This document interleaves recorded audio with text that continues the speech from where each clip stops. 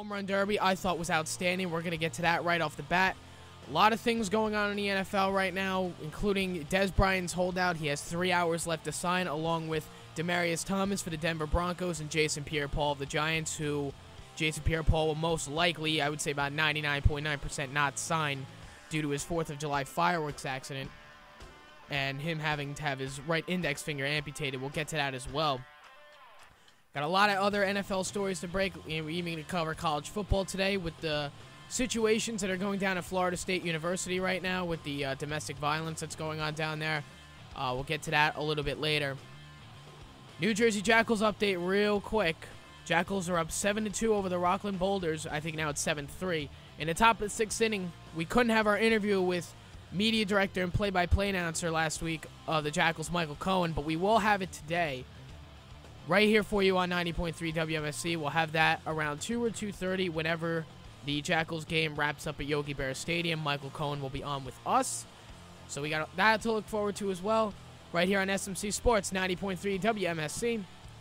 Now we'll get a little bit into the home run derby, where years past I thought the home run derby has been slow. I thought some years it wasn't interesting. I thought maybe the last great home run derby I saw was in 2008 when Josh Hamilton hit 28 home runs in Yankee Stadium in the first round.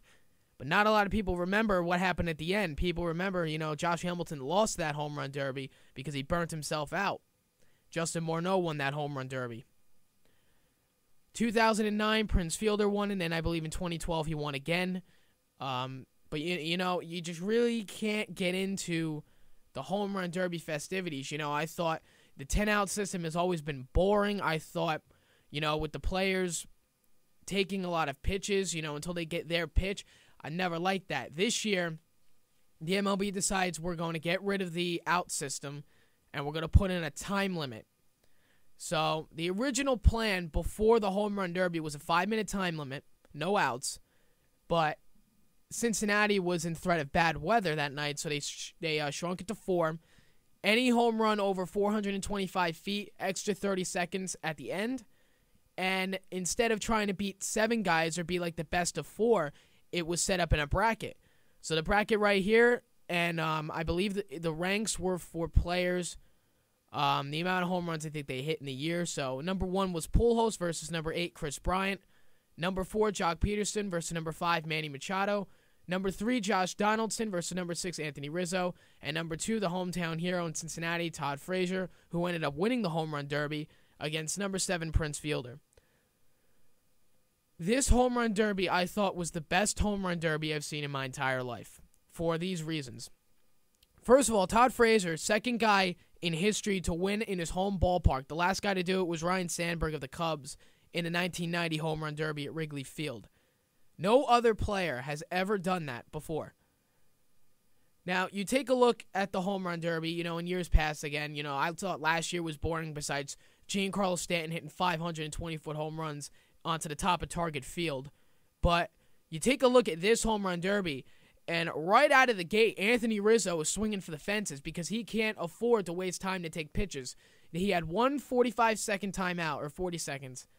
Right off the bat, players are swinging for the fences. They're not taking pitches. They have to take risks in this derby, and it wasn't slow. Every round was interesting. I thought all 8 guys in this home run derby put up a performance we'll always remember, and this would be the changing point of the home run derby in Major League Baseball today. Todd Frazier won the home run derby, and every round in the derby, where the first guy would hit a certain amount of home runs, the second guy, except for the semifinal against Pujols and Peterson, the second guy always won by 1 home run. That's how amazing this thing was. It was almost like anything you can do, I can do better. That's what the 2015 home run derby was. And Todd Frazier, man, the only guy in the home run derby to have the fireworks played off for him in his own home ballpark. He was in the finals last year against Yoenis Cespedes. He ended up losing that one at Target Field. But for some strange reason, I knew in the beginning it was going to be either Frazier or Pujols. My original pick was Albert Pujols. I didn't expect him to lose to Josh Peterson. But in every round, every single round of the home run derby, it was must-see. I believe in the first round, Anthony Rizzo, I believe, hit 9 home runs, and Josh Donaldson, I believe, hit 10. I don't have the numbers in front of me, but that was every round besides the semifinal against Pujols and Peterson. The second guy won by 1 home run. That's what made this interesting. And you know what? I believe Josh Peterson, 14 home runs in the final. And then Todd Frazier coming up with absolutely, a chip on his shoulder. The hometown fans were behind him, and that place went nuts when he hit the 15th. The place went nuts. He tied it just before the buzzer went off. And that was another great thing, too. When in history has baseball ever had a time limit? Originally, when this format came out, I didn't like it. I thought, you're screwing with tradition. When does baseball have a time limit? They're going to be swinging for the fences. But as I thought about it, as I thought about this whole concept, I thought to myself, why does this seem like an interesting idea? And it showed why, because you know what? Not a lot of players were taking pitches. Every player was swinging at every pitch except for the balls way outside or way inside. Pujols was risky enough to take pitches. Frazier was risky enough to take pitches. Even Machado was risky enough to take pitches. But you know what? Machado lost in the first round. You take a look at this home run derby. There was no time to take pitches. You had 4 minutes. And if you didn't hit a certain amount of home runs, you were done. But they only had one guy to beat. So when Pujols advanced to the second round, all he had to do was beat Dez Bryant. He didn't have to worry about beating Josh Peterson or Josh Donaldson or Todd Frazier just to get to the second round. He only had to worry about beating Dez Bryant. That is what the home run derby has been missing for 30 years. A bracket. Even if they kept the 10-out system this year, I would have thought the bracket would have been a better idea. I think the bracket is what changed the whole thing. I mean, yes, the 4-minute time limit, obviously, everybody was swinging for the fences. Nobody was taking pitches, blah, blah, blah. But this home run derby was outstanding. I give the MLB an A+ for reinventing the home run derby. There are a lot of things that the MLB has done great. There's a lot of things that the MLB has done bad. But this particular idea saying we're going to change up the home run derby. We're going to take out the 10-out system. We're not going to add more outs. We're going to put a time limit in. 5 minutes. Well, now 4 because of the bad weather in Cincinnati, which, by the way, they lucked out big time this week. The home run derby was supposed to be a washout. The All Star Game, they weren't sure, and they got both of them in no problem. They got lucky with the weather this week, which obviously is what the fans all wanted. And it made it interesting as well to see if the players, and a home run didn't count for much because let's say, Frazier was down by 1 at the end, but he didn't hit a home run past 425. Prince Fielder advances to the second round. That as well made all the difference. Every player had an opportunity to get a 30-second time limit back because every player in each round hit a 425-foot home run or more. But you take a look at this derby, I thought it was incredible. It was the best home run derby I've seen, I believe, since 2008 when Josh Hamilton went off in the first round in Yankee Stadium. But again, a lot of people remember it, but they don't remember who won that home run derby. It was Justin Morneau. All right? It wasn't Josh Hamilton. Josh Hamilton stole the show, but his 28 home runs only got him so far. And that was another great thing about this home run derby. And I call it the Josh Hamilton rule because Albert Pujols couldn't hit 30 home runs in the first round and be a lock for the final. No home runs carried in each round. So, if this happened in 2008 and Josh Hamilton hit 28 home runs in the first round, second round comes, guess what? You're back at 0. You're on a clean slate. That's it. That's what made this home run derby interesting. And, and don't get me wrong, these guys hit towering shots. They hit a lot of home runs in each round, but you know what? Second round comes, final comes, clean slate. It's not like, the first round home runs and the second round home runs combined. There is no combination of home runs. There's no outs. There's none of that. I believe this is the first time in history, besides the 2-minute thing in between innings, that the MLB's used a time limit. It was very interesting to see as well. I was very skeptical to see how it would work, but at the end of the day, Todd Frazier wins the home run derby in his home stadium, Place went nuts. Everybody was happy. And overall, I thought the Home Run Derby was incredible. In my opinion, the highlight of the All-Star Week. And the All-Star Game was great. I didn't catch the whole thing. I watched the majority of the highlights. It was a good game. It was a really good game. But the Home Run Derby, I thought, outshined the All-Star Week. It was a new concept. It was a new derby. It had new rules. It had guys who wanted to be in it. And that's the thing, though. It's not like the NBA where it's the NBA Slam Dunk Contest and you're hearing about guys who you never heard of because the big guys don't want to be in the Slam Dunk Contest anymore. LeBron doesn't want to be in it. Dwayne Wade doesn't want to be in it. Carmelo doesn't want to be in it. Curry doesn't want to be in it. Nobody wants to be in the NBA Slam Dunk Contest. Some of the stars in the MLB still want to compete in the Home Run Derby. Now, don't get me wrong. There are players like Trout and Harper and Batista who backed out of the Home Run Derby because they didn't want to be in it. In fact, Bryce Harper went on record this morning saying the next time I'll compete in the Home Run Derby will be 2018 when Nationals Park hosts the All Star Game. He said that'll be the very next time I participate in the Home Run Derby. And I don't blame him. You know, I'm not a big fan of the Home Run Derby. I loved it on Monday night, but I've never been a big fan of the Home Run Derby. And my dad said this to me the other day, and I agree. I think the 2006 Home Run Derby where David Wright was in the finals against Ryan Howard, he lost, but he hit 16 home runs in the first round. I believe that ruined his swing for the rest of his career. I believe the 2006 Home Run Derby in Pittsburgh, PNC Park, ruined David Wright's swing. It ruined it. And in 2013, the only reason he was in it is because him and Cano were the captains representing New York at Citi Field. So I'm not a big fan of the Home Run Derby per se because a lot of guys complain about their swings being ruined. And a lot do, you know. I don't blame Bryce Harper. I don't blame Mike Trout. And Mike Trout is really surprising a lot of people. 24 years old. He played in his 4th All-Star game last night. He started the last 3. And in each game, okay, from 2012 to 2015, he led off each of his at-bats, his first at-bat, single, double, triple, home run. He's 24 years old, people. He is an outstanding player to watch, and I would have loved to see him in the Home Run Derby. I also would have loved to see Stanton in the Home Run Derby, but unfortunately he got hurt, and I believe he had plans to be in it as well.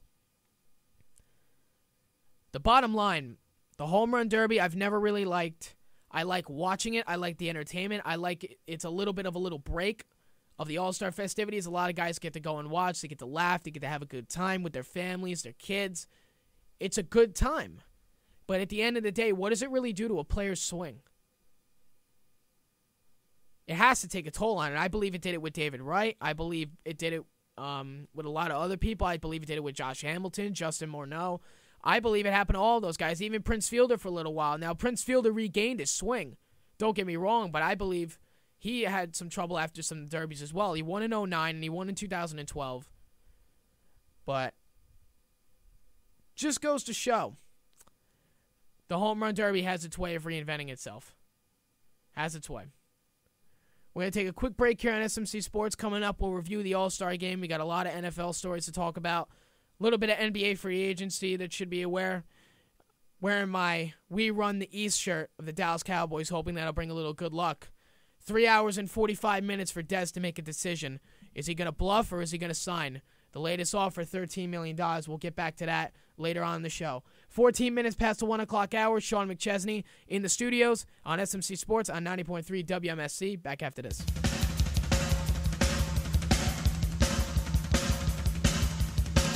This is Mike Scoscia from Ministry and Rigor Mortis, and you're listening to WMSC 90.3. Thank you very much.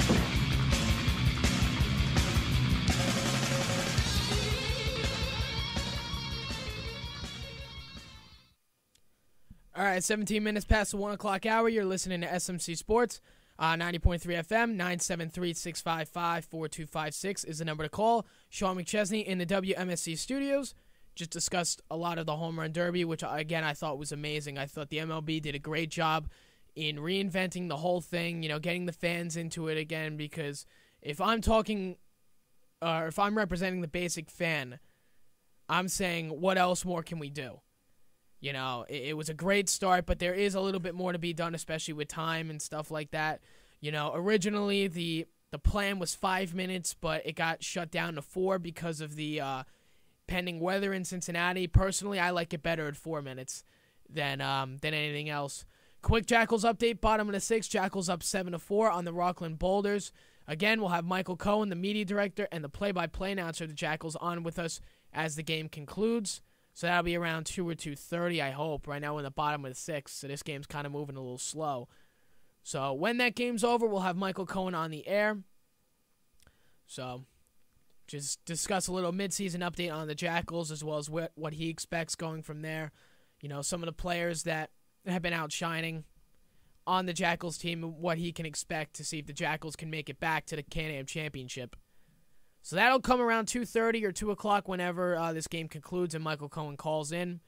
Again, you want to call in 973-655-4256. Again, 973-655-4256. So last night, the 86th annual MLB All Star Game. Now, before I get into it, I just want to kind of ear into the situation that went on last night. Pete Rose honored on the field during the pregame ceremony. He was honored as one of the 4 Reds franchise 4 last night.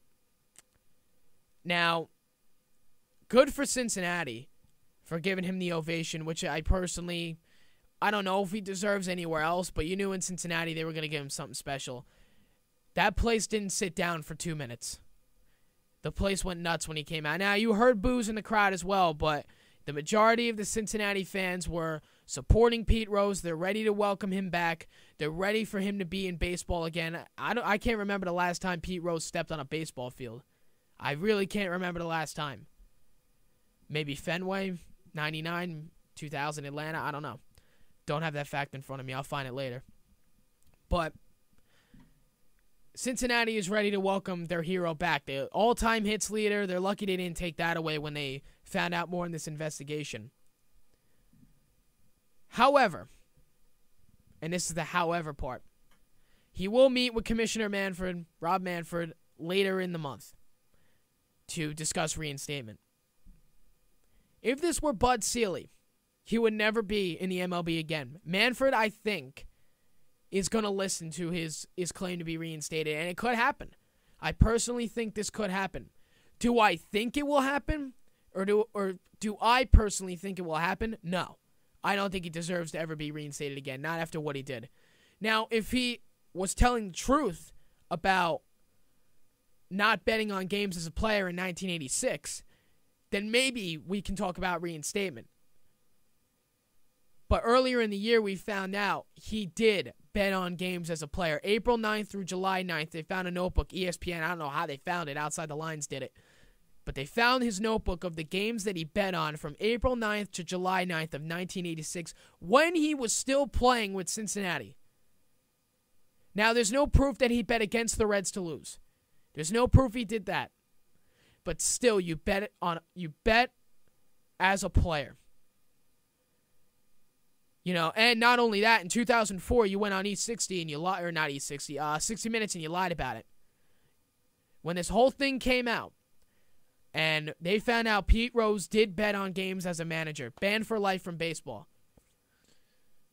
The speculation, of course, was there. Okay, did he bet as a player? And it's always been no. I never bet as a player. He lied for years about betting as a player. And recently they found out he did. Not after what he did. He'll never... he could be reinstated. I don't think he should be. But he'll never be in the Hall of Fame, at least while he's living. He'll have to be dead 45 years before they ever consider putting him in the Hall of Fame. Bet on games as a player, and I don't think Manfred is going to reinstate him. But they are expected to meet very soon, at least to talk about it. So you know what? That's a positive, I guess, for Pete Rose. Bud Selig would have never met with him to talk about reinstatement. He would have never done it. But you know what? The All-Star Game was in Cincinnati this year, and you knew when Cincinnati got the bid to host the All-Star Game, you knew something like this was coming. I did. I think Cincinnati got the bid in 2012. And I said, all right, they're going to do something with Pete Rose. They have to. Now, the franchise 4 I thought was the perfect way to do it. He's not involved with the game anymore, but he's still one of the Reds' all-time greatest players. and it's not like he cheated and took PEDs. All those hits count, and rightfully so. They should count. 4,000 something hits, incredible. I think they should count because you want to know why? He never cheated on himself. Yes, he bet on the game, he bet on the player as a manager, but he never took PEDs. He's not Alex Rodriguez. He's not Ryan Braun. He never did anything to better his game with illegal drugs.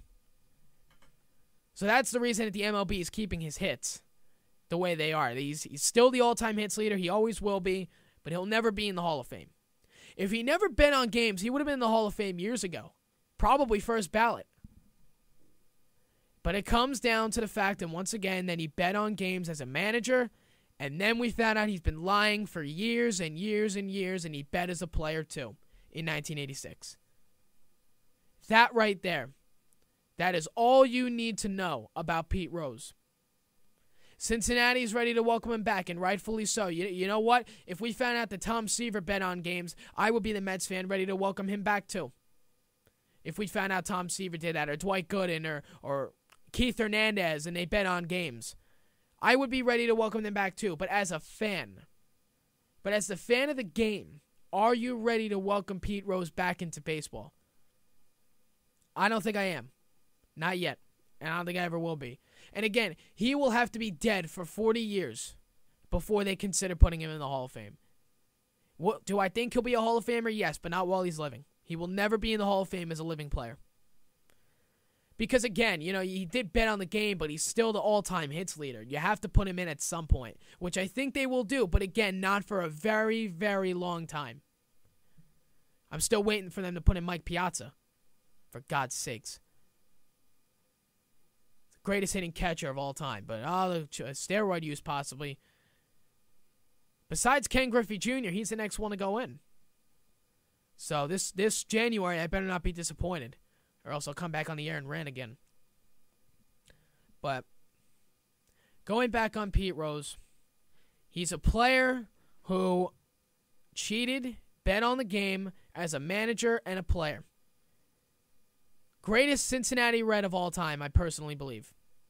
Besides Joe Morgan, besides Johnny Bench, he's the greatest Cincinnati Red that ever lived. In my opinion. The greatest one that I know who's relevant right now. Who's still living, not dead, Because the Cincinnati Reds were one of the originals in baseball. But you have to take a look at what he did. You have to take a look at what the MLB front office has to deal with every day that this comes up. Every time, in the last month that Manfred was on a radio show, or Tony La Russa was on a radio show, or Joe Torre was on a radio show, all they talked about was, do you think Pete Rose can be reinstated? What is your opinions of Pete Rose being at the All Star Game this year? Do you think he'll ever be in the Hall of Fame? Enough.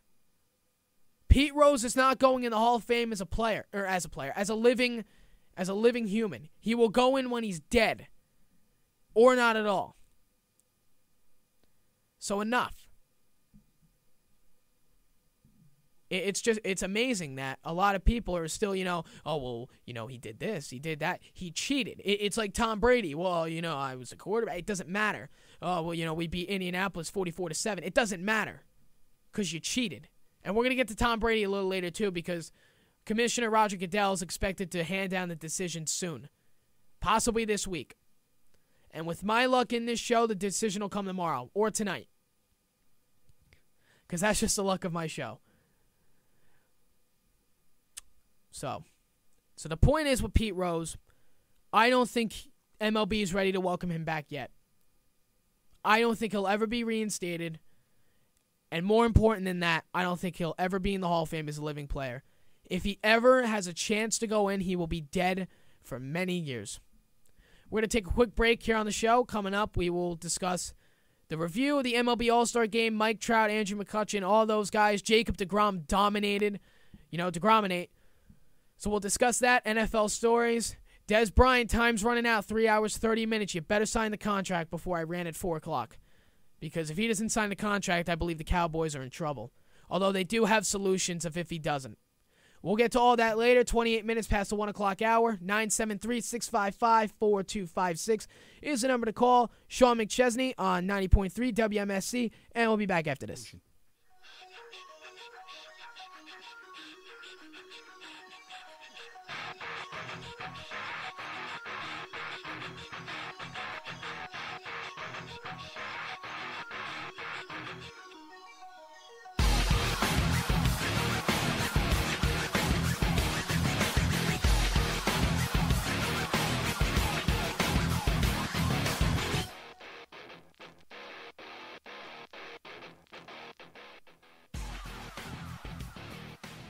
Do you make music? Are you in a band? Or maybe you're a solo artist? Do you want more exposure? Look no further. Montclair State University's Underground Radio, 90.3 WMSC, is always looking to put new music on the air. So artists, listen up.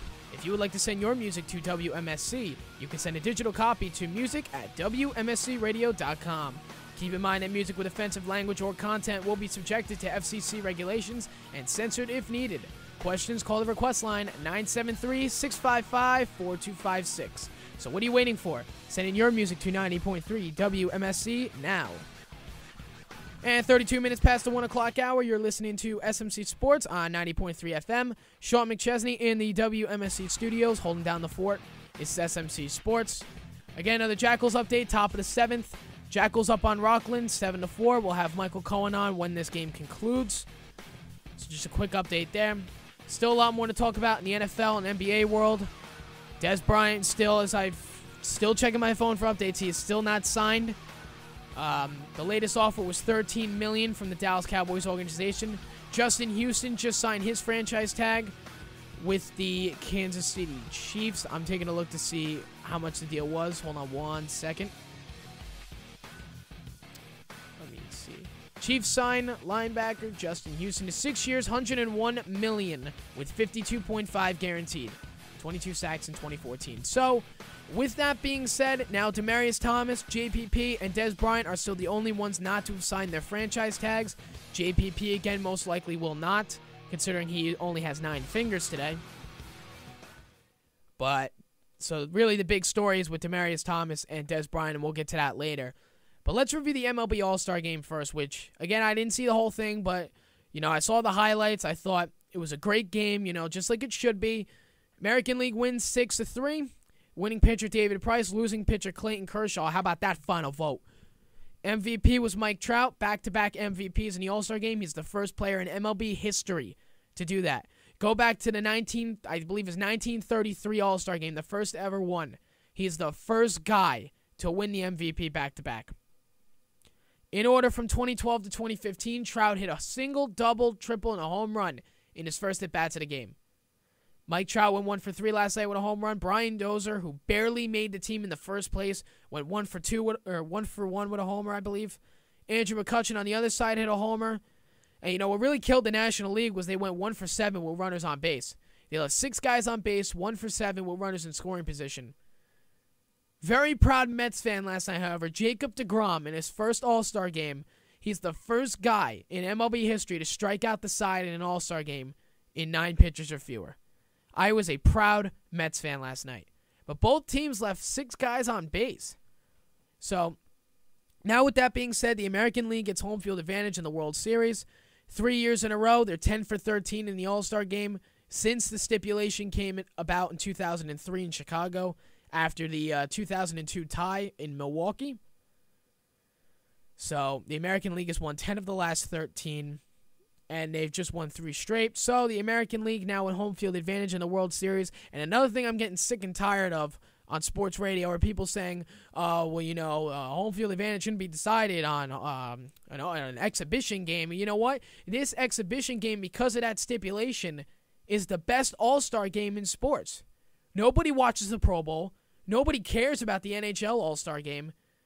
And the NBA All-Star Game has just become an entertainment show, really. Point positive, slam dunk contest. I can't even remember the guy who won. Even when we were on Craig's Call talking about who won the slam dunk contest, I didn't know who the guy was. The MLB All-Star Game is relevant because Bud Selig had a vision. Way back when it was the teams would alternate.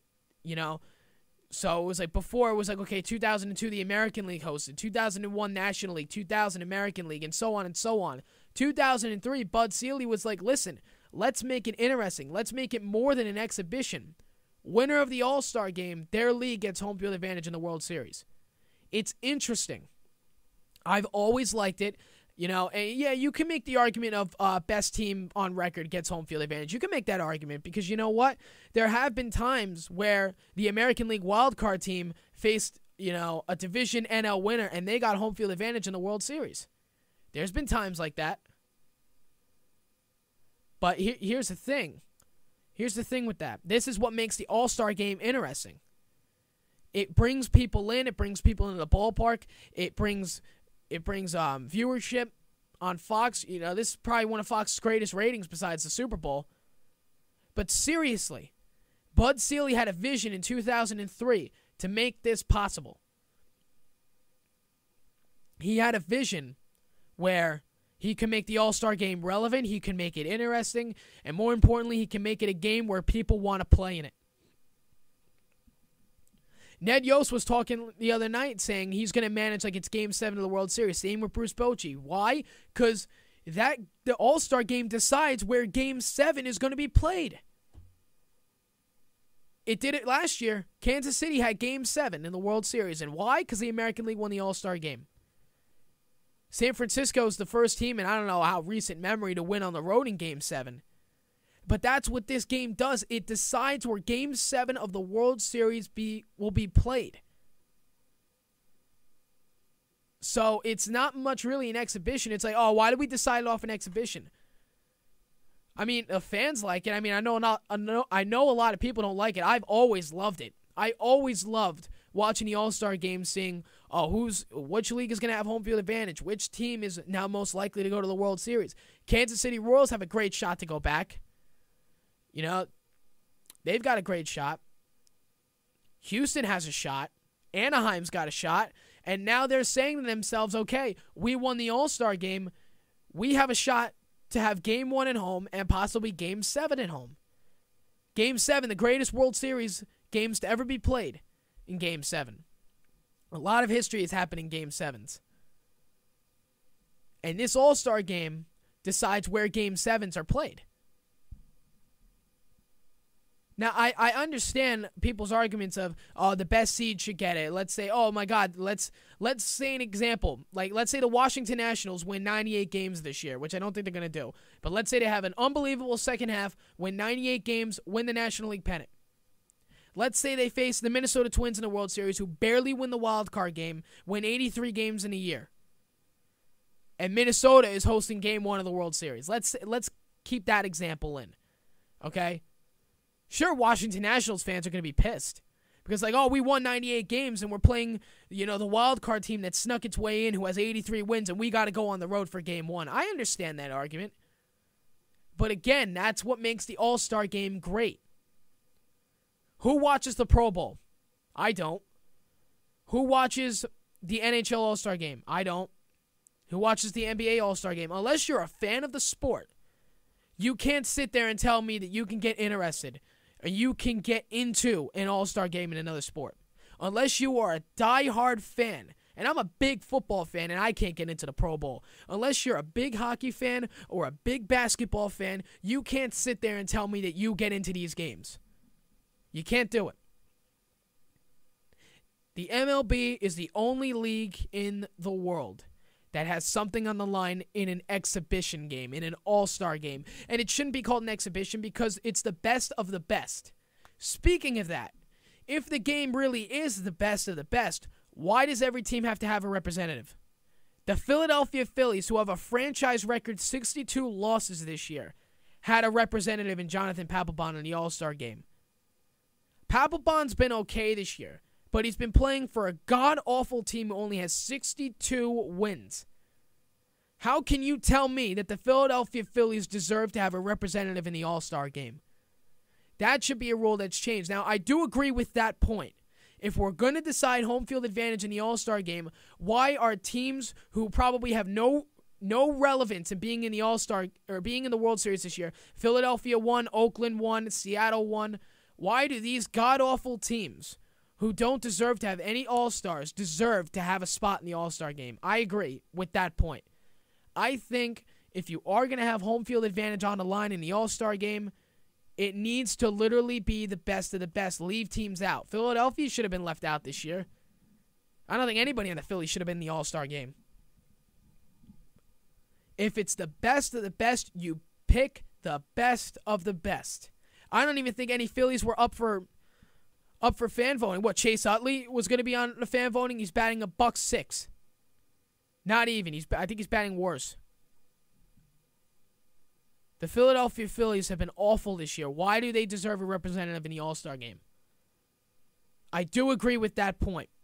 But again, that's how we're going to make the All-Star game great. There are changes that need to be made in the All-Star game. That is one of them. I do agree with that point. But again, it's not going to be decided off best record because this is what makes the All-Star game so great. It's probably the most viewed All-Star game in the country. Because you know what? Yeah, I watched highlights in the NHL All-Star game. I watched highlights in the NBA and in the Pro Bowl. But you know what? This is also the only sport where the All-Stars in the game wear their home and away uniforms. They only wear the National League and American League uniforms during practice, the home run derby, etc., etc. They wear their jerseys in the All-Star game, which is something I've always liked and something that I want the MLB games to change because they only wear their AL and NL jerseys in the video games. But that is something I've always liked, to see the players in different uniforms, representing their team. That's how you represent your baseball team. I've always liked that. I've always liked that they have looked like themselves. They don't wear the NL or AL uniforms in the game. They wear it during practice in the home run derby, but they wear their jerseys in the game, which is something I've always enjoyed and loved. The bottom line is this. The All-Star game is going to stay the way it is. Home field advantage will be on the line every single year. And that's just how it's going to be, and you have to accept it. I've accepted it, and I love it. You know what? Who cares if the American League has won 10 out of 13? That just says for the National League, let's say the favorite in the National League, which most likely right now is St. Louis. Okay, guess what? We're winning in 4, we're winning in 5. That should be the National League's motivation. Yeah, you don't get home field advantage, but you know what? You're sweeping or you're winning in 5. That should be your mindsets right now. Personally, would I like to have seen the National League be more successful in the last 13 years? Sure. Of course I would. With the AL winning 10 out of 13 tries. Of course I'd like to see the National League be more successful and have more shots at hosting Game 1 of the World Series and having Game 7 and Game 6 in their home parks. Of course I'd like to see that. But it doesn't change the fact how I feel about the All-Star Game and the stipulation that they put in 13 years ago. It's a great stipulation. It was a great idea by Bud Selig, and it has brought importance to this All-Star Game. Players still want to play in it. They want to play because they know their team has a shot at the World Series. And me and my dad actually said something funny last night. We were like, looks like the Mets are playing Game 1 on the road. I always thought that was funny. I hope people out there are laughing. It's very silent in here. But anyways, you're never going to change my mind about the All-Star Game, how it is, the stipulation. I think it's perfect the way it is, but I do agree that one thing has to be changed. It has to be the best of the best. Each team can't have a representative. I like seeing each team have a representative. I like seeing every team out there, a player representing their team. But let's face it, did the Phillies really deserve a representative in the All-Star Game this year? I don't think they did. Not with the team that they had. It was almost like, okay, we have to pick one. Who are we going to pick? Utley, Howard, Papelbon. And Papelbon's probably their best pitcher on the team, so let's pick him. Cole Hamels is going to be trade bait in a few weeks, so he's not even really considered a Philly. But that's my take on the All-Star Game. Take a quick break. When we come back, we'll have NFL stories to break, C.J. Wilson and JPP updates.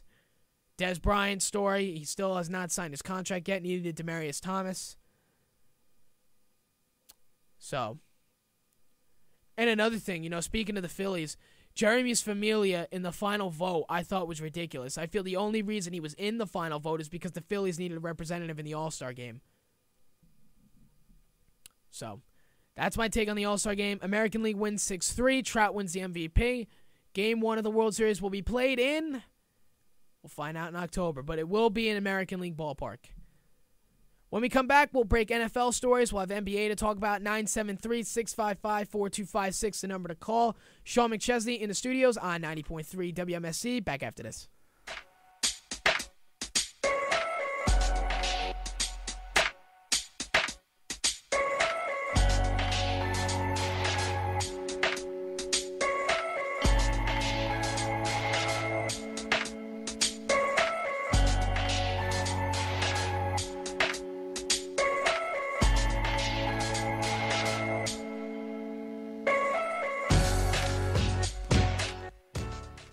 All right, 53 minutes past the 1 o'clock hour here on SMC Sports on 90.3 FM, online at WMSCradio.com or on a Live 365 app. Sean McChesney in the studio. Discuss the MLB All Star Game, the Home Run Derby, Pete Rose, what the All Star Game should be in the future. We'll get to a lot more baseball later because we have Mets and Yankees to review as well. And this is actually a good show for me because now we actually get to recap the first half of their seasons, which I think should be a very good, interesting topic. But we'll get to that later. We have Michael Cohen, the media director and play-by-play announcer of the Jackals, coming up soon. Top of the 8th inning at Yogi Berra Stadium. Rockland is threatening. It's 7-6, and they're about to tie it. I really can't get any sound, so Rockland is tied at 7-7, and they are now up 8-7. I can't get any sound, so I don't know who scored and what happened, but all I know is Rockland just scored. Somebody hit a 2-run double. And Rockland is now up 8-7 in the top of the 8th inning. They were up. Jackals were up 7-1 at one point. Oh, my God. Rockland came all the way back. The defending Can-Am champs. Rematch of the last year's Can-Am Championship Series. So, that's going on at Yogi Berra Stadium, just down the road here at Montclair State University from Schmidt Hall. So, again, we'll have Michael Cohen on later on in the show. So, right now, we'll get a little bit to NFL because right now, what's going on in NFL land right now is Dez Bryant is being a whiny little complainer because he wants $16 million a year. The latest offer from Jerry Jones and the Cowboys was $13 million. Dez Bryant threatens that by 4 o'clock, so by the end of this show, if he is not signed, he threatens to sit out preseason games and games in the regular season if a long-term deal isn't completed. So he will threaten to hold out. Dez Bryant compiled 37 catches last year, 621 yards, and 8 TDs. Now, the Cowboys have looked into this situation already. They said Terrence Williams has took charge this offseason. Second-year starter Devin Street is working in place of Bryant right now. Cole Beasley still expected to be the number 3 wideout. So if Dez, and this is the situation where I think Dez could possibly be bluffing because all the favorite right now is going into the Dallas Cowboys right now. Because you know what? If Dez sits out, Jerry Jones doesn't have to pay him. Dez is going to lose $800,000 a game if he does not play. So right now, you know, all the pressure right now is actually on Dez Bryant. Jerry Jones is probably sitting back right now going, all right, 2 hours, let's see what he does. As of right now, the offer is still $13 million. Nobody has really done anything. Just got a message from Michael Cohen. He'll be on probably around 3 o'clock for our interview, which is great. So we'll actually have him on this time. There were a lot of troubles at Yogi Berra Stadium. Last week, he couldn't really come on. But going back on Dez for a minute, Dez is seeking around $16 million. Dallas believes he's bluffing because even when he wasn't under contract, Dez was at OTAs. He's been hanging around the facility. They believe this guy is bluffing outside of his mind. They don't believe that Dez will actually hold out. Personally, I do. Now, a player hasn't held out in the regular season a lot. You know, the last time it happened was Walter Jones in 2002, Hall of Fame offensive tackle. But you just look at this situation. I don't think Dez is bluffing. I think he is ready to sit out some games, possibly a lot. And you know what? This spells disaster for Dallas in Week 1 if he does. You already lost McClain and Hardy on defense. You can't lose your top guy on offense. Especially when now a struggling Giants team who had a very good draft both on the offense and the defense, and who just lost JPP for personally what I think is the first 6 games of the year. Even if JPP comes back, he still has to learn to live life with 9 fingers. Which could be easy, could not be, but you know, you never know. So you take a look at that situation. The Giants had a great draft, but at the same time are weakened right now because they are going to possibly play without their franchise tag. Dallas already has lost McLean. Thankfully, they reduced the suspension to 4 games instead of 10, and Rolando McLean is out for 4 games. So you won't have those guys week 1. If Dez Bryant is out week 1, that's trouble. Terrence Williams will have to step up. Cole Beasley will have to step up. Street will have to step up. And not to mention, the successful running game in Dallas is gone. With DeMarco Murray shipping up to Philadelphia. Now, the offensive line, to me, will hopefully give Darren McFadden a decent year. Same with Randall. But you look at Dez Bryant's situation right now. You look at what's going on. And you can only hope that he's going to sign. He's got 2 hours and 2 minutes to sign. And actually now 2 hours and 1 minute to sign. He's got no time right now. And you only wonder what he's doing. You wonder who... and now here's the best part. Dallas and Denver are now being investigated for collusion. Because Jerry Jones and I believe it was the Broncos general manager were talking about contracts. If it wasn't bad enough that you can't even sign your franchise tag right now, both teams couldn't sign the franchise tags. Now they have to be under investigation for something stupid like collusion. Really? Don't you guys have better things to worry about? Like, I don't know, signing your top guys? And Dallas, their situation. They franchised Dez in risk that DeMarco Murray was going to walk, and he did. He walked to Philadelphia. So you declare Dez Bryant your franchise tag, and 2 hours till the deadline as we at the top of the 2 o'clock hour on 90.3 WMSC, Upper Montclair, New Jersey. You're listening to SMC Sports. We are now 2 hours from the deadline, and you still have not signed Dez Bryant yet. You franchise tagged him March 7th. March 7th. You declared that Dez Bryant will get a long-term deal. We are now, 4 months later? We are 2 hours from the long-term franchise tag deadline, and we still can't reach an agreement? What was the point? What was the point if this was going to happen? They should have signed a contract March 7th or March 8th. They should have had an agreement worked out. I blame the front office for that one. But he's our best guy on the team. He's the best Dallas guy on the team. Again, I'm wearing my Dallas shirt right now in hopes for good luck. But he is, for sure, now that DeMarco has walked, their best offensive player. 37 catches last year, 8 touchdowns. Could have been 38 catches, but, we'll leave that saga for opening night. And he has still not been signed yet. We are 2 hours away from the deadline, and you have not signed your franchise tags yet. This goes out to both Dallas and Denver. What are you doing? What are you waiting for? Did you franchise him for a reason so you guys can argue about a contract? Sign Dez Bryant. I love how Dez Bryant was franchise tagged so we can argue about contract negotiations leading up to the deadline on July 15th. March 7th, you were franchise tagged. That's July 15th. You haven't been signed yet. Now, you could blame Dallas Cowboys all you want, but you could also blame Dez Bryant for being greedy. You had a great year last year. A phenomenal year. Probably the best of your career. And yes, you are worth that much money. But Dallas is offering you a huge contract, $13 million, a long-term deal. And as of right now, it doesn't look like another offer is going to be on the table in the next 2 hours. So it looks like Dez Bryant's going to hold out.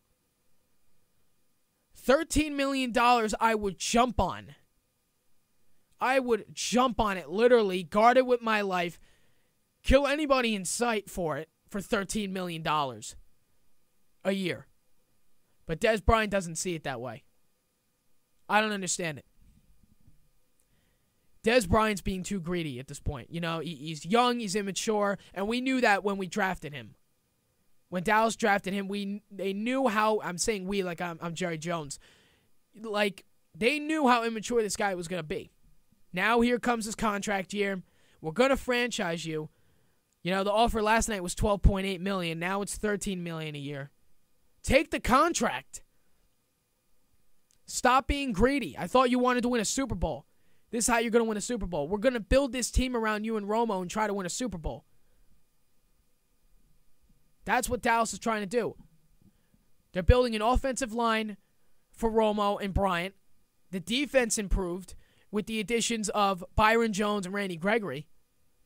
So now the defense is good. Randy Gregory, by the way, I thought was the steal of the draft. I knew Dallas was going to take him as soon as I knew.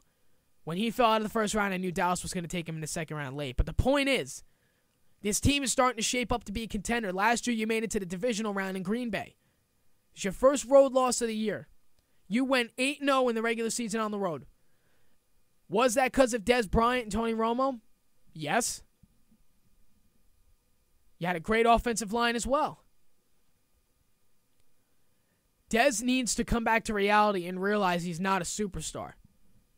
He's Dallas' superstar. He's their best offensive player. But he's not Jerry Rice.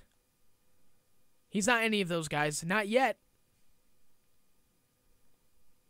Sure, you can argue for $16 million. I personally think he's worth it. But you know what? $13 million is a good way to meet halfway. I think so. If I was Dez Bryant, I would have took $13 million today. Because I feel like that is a great way to meet halfway, still have some money left in your in your payroll. You know, I'm forgetting things here. You still have a little bit of money left over in your payroll, and then you could sign these rookies. Which, by the way, I think they're all signed anyway. Lael Collins was also picked up as well. But the point is, $13 million is a great, great offer. But Dez is being greedy. He wants $16 million, and he's threatening to take over or take the Dallas Cowboys season into hostage. Because personally, I don't think Dallas can win without him. Tony Romo's a great quarterback. It's his make or break year for Dallas. He lost his running game. Now he has to focus more on the passing game. You do that with Dez Bryant right next to you. You might not have Dez Bryant week 1. Which is a game that Dallas will desperately have to win. Because you have the Giants week 1, Philadelphia week 2. Philadelphia on the road. That's Dallas' situation right now. That's a situation that they put themselves in. You play opening night without Dez Bryant, that could spell ultimate disaster.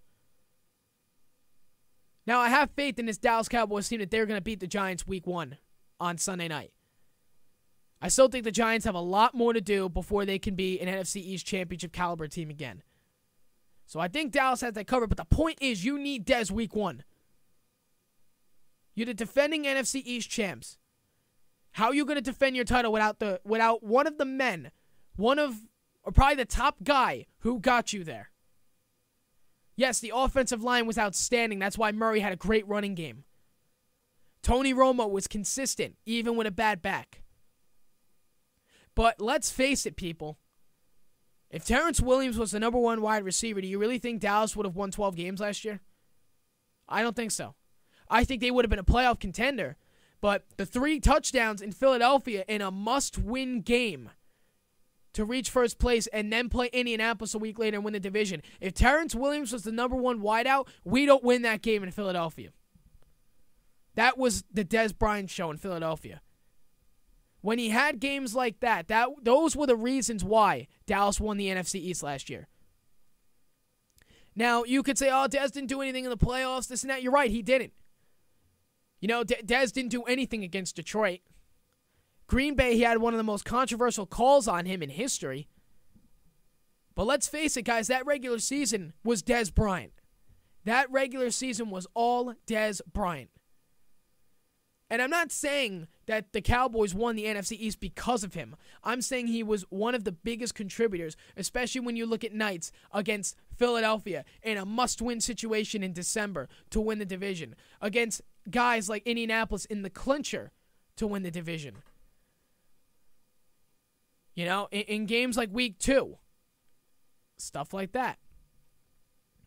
The point is, or in London against Jacksonville, Dez Bryant was one of the main contributors in that Dallas Cowboy locker room that helped them win the division. And in 2 hours, he is threatening to hold out and put the season in jeopardy. Dallas, meet him halfway. Okay? You know, there's not another offer that's expected to come on the table before 4 o'clock. As far as I know, 3 guys, JPP, Demaryius Thomas, and Dez Bryant still haven't signed. They have 2 hours to do it. JPP most likely will not. But for Dez Bryant's sake, you came to Dallas to win a Super Bowl. And now you're showing the fans that you came to Dallas to be one of the most paid wide receivers in the NFL. That's what you're showing your fan base right now. You're letting the fans down. You went out and tweeted saying, I will not be in training camp without a deal. How does your fan base trust you? $13 million, and you're rejecting it. You want $16 million. Stop being greedy. And Dallas, you franchised the guy for the reason of giving him the most money on the team, right? $16 million, really that bad? Guys, meet halfway here before 4 o'clock so Dallas fans don't have a heart attack at 4, including Sean Martin, who's probably going to call in at around 3:45 in a panic because they didn't sign him yet. He thinks a deal's going to be done. Personally, I don't. I don't think a deal will be done. Not in time. It's a very unfortunate situation that Dallas is now in because without Dez Bryant week 1, that will spell trouble for the rest of the year because he's going to hold out as many games until he gets a deal that he wants. He's going to lose $800,000 a game. I'm curious to see if Dallas holds off on the deal and Dez Bryant is bluffing, and we'll see if he is in the preseason because he's going to be, I'm looking for words here. I can't even find them. I'm so upset. He's going to lose $800,000 a game.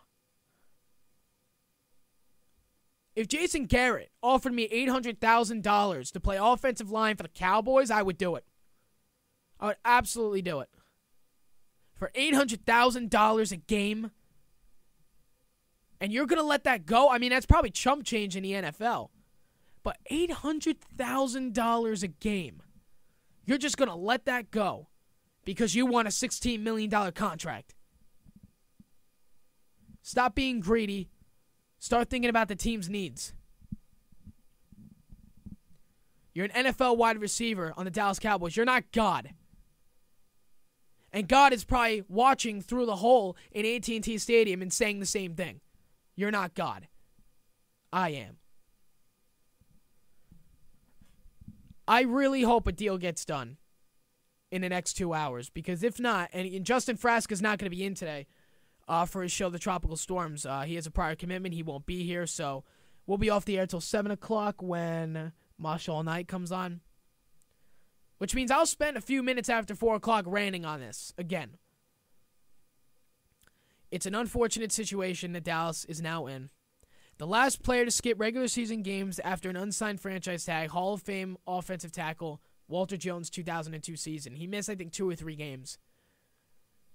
But the point is, the Dallas Cowboys need Dez Bryant this season. Dallas is close, I believe, to being at least a contender to go to the Super Bowl.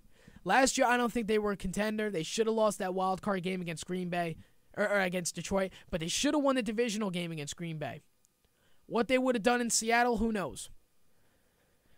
But Dallas is very close. I thought they had a good draft. I thought they picked up on guys who are troubled, who teams don't want, like Randy Gregory. But they are going to watch Randy Gregory like a hawk, just like they did Dez Bryant when they signed him. Will they give Randy Gregory a babysitter? Who knows? Leo Collins, once his name was cleared in that Louisiana murder investigation, Dallas picked him up. Dallas is all about opportunity. Jerry Jones, all about opportunity. That's all they're about. This is a make-or-break year for Tony Romo. What is this, his 7th year? No, more than that. Is 9th, 8th with the Dallas Cowboys as a starter. He started in 2006. His first full season as a starter was 07. So we'll say 8, 9, 10, 11, 12. His 8th season as a Dallas Cowboys starter. What have you done? It's his make-or-break year. And yes, I read Sean Martin's article. Sean, if you're listening, it was a very good article. Very good points in there. It is Tony's make-or-break year. But for him to make it, he needs Dez Bryant.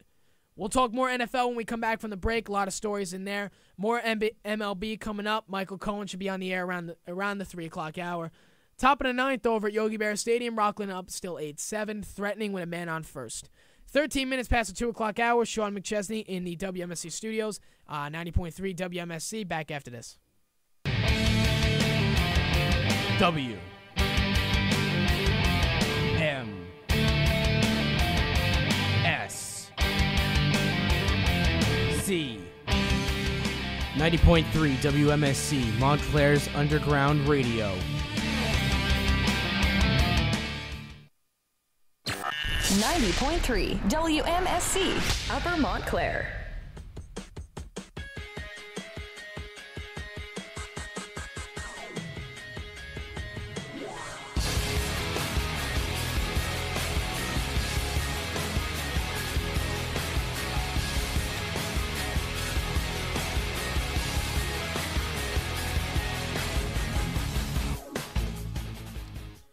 Minutes past the 2 o'clock hour. You're listening to SMC Sports on 90.3 FM. Sean McChesney in the WMSC studios. So around our first hour, we were discussing a lot of MLB, Home Run Derby, MLB All Star Game, Pete Rose reinstatement, all that stuff. Just got done discussing with Dez Bryant, and I think they were listening to my show because I just got an alert on my phone. Cowboys and Dez Bryant closing in on long-term deals. So there is talk that there is a chance that both sides are going to agree before 4 o'clock. Bottom of the 9th over at Yogi Berra Stadium. Rockland up 8-7 on their comeback against the New Jersey Jackals. Michael Cohen, the play-by-play announcer and media director of the Jackals, will be on around the 3 o'clock hour, maybe a little bit earlier. We'll see. So, a lot more NFL to do. A lot of college football that went on. A lot of big college football news this week regarding Florida State University. But we'll jump right back in NFL a little bit. And last week we discussed Jason Pierre-Paul. We didn't really discuss C.J. Wilson that much, so just 2 quick updates on both guys. JPP released from the hospital yesterday. His right index finger was amputated on July 9th. A lot of opinions on whether, how, and when JPP will come back. Personally, in my opinion, he could play another 5 years for all I care. His career is over. JPP is done. How is he going to be the JPP of old playing with 9 fingers? And then at the same time, you have to adjust to life without 9 fingers. With 9 fingers, not just football. 9 fingers. You have to adjust to life for that. Can he play with 9 fingers? I don't know. I really don't know. I don't think he'll be in Dallas week 1. That's for sure. They're already saying he's going to miss training camp. They don't know when he's coming back. Now he has to go through rehab, all this physical therapy, but what's the point? You have 9 fingers. You just lost a $60 million deal because you were too stupid on the 4th of July to notice what you were doing was wrong. Not even wrong, just stupid. You lost $60 million on the table. I would have signed that contract the night before. That was idiotic on your part, dude. Come on. Just idiotic. Unbelievable. I would have signed that contract the night before if I could. And just be like, hey, tomorrow's the 4th of July. I got a U-Haul worth of fireworks, and now the benches are clearing at Yogi Berra Stadium. I don't know what happened, but the benches are clearing. No punches are being thrown. Again, I'm watching this game with no sound, so I don't know what's going on. Maybe somebody said something. I think the pitcher said something to one of the players. We'll keep an eye on that for a little bit, see who's going to throw some punches. Nothing yet. Doesn't look like nothing's going to come out of that. But, again, like, you're on the 4th of July. You're going to play with a U-Haul worth of fireworks. Why in the hell is your contract not signed? If you knew a U-Haul fireworks was coming to your Miami home and you still have a $60 million contract on your table that has not been signed, what is wrong with you? You deserve to blow off your finger. That's just stupid. The contract should have been signed before that night if you knew you were going to go out and play with fireworks just to be a little safe about it. Because you know what? You blow your finger off, whatever, you're still $30 million richer. Not even just stupid for not signing a contract, being stupid in general. Same goes for C.J. Wilson, who blew off 2 fingers on the 4th of July. Giants pulled a huge franchise tag off the table, too. $14.8 million a year. He hurt himself off the field, so the Giants really don't have to pay him, really. But now you take a look at C.J. Wilson. He was also released on the 4th of July. Or, I'm sorry, he was released a few days ago for his accident on the 4th of July. CJ's in very good spirits, but his football career, in my opinion, is also over because you thought JPP is bad with now having to live with 9 fingers. This guy's got to live with 8. 8 fingers. His middle finger and index finger were amputated. And if they were on the same hand, I'm looking at my hand right now, I can only imagine what life is going to be like without those. Not even just football life, playing on the field. Not to mention, he's a cornerback. You need your fingers. You need your hands. The ball's going to go right through every time. He's a cornerback. If you thought JPP with 9 fingers was bad, this guy's a cornerback and he's playing with 3 fingers on one hand. Wilson this year is expected, but he's not guaranteed to earn. Not guaranteed, but he's expected to earn $585,000. Tampa Bay can't catch a break. Don't get me wrong, they had a good draft. They really had a good draft, but why are professional athletes so dumb? You earn so much money on your contracts. Like, I wish I was earning that much money. I'm doing this show for free. I'm the assistant sports director at WMSC for free because I love it and I love doing what I do. But I would love to get paid for it. And if I was a star in the MLB or NFL or NBA or NHL and I'm getting paid this huge contract,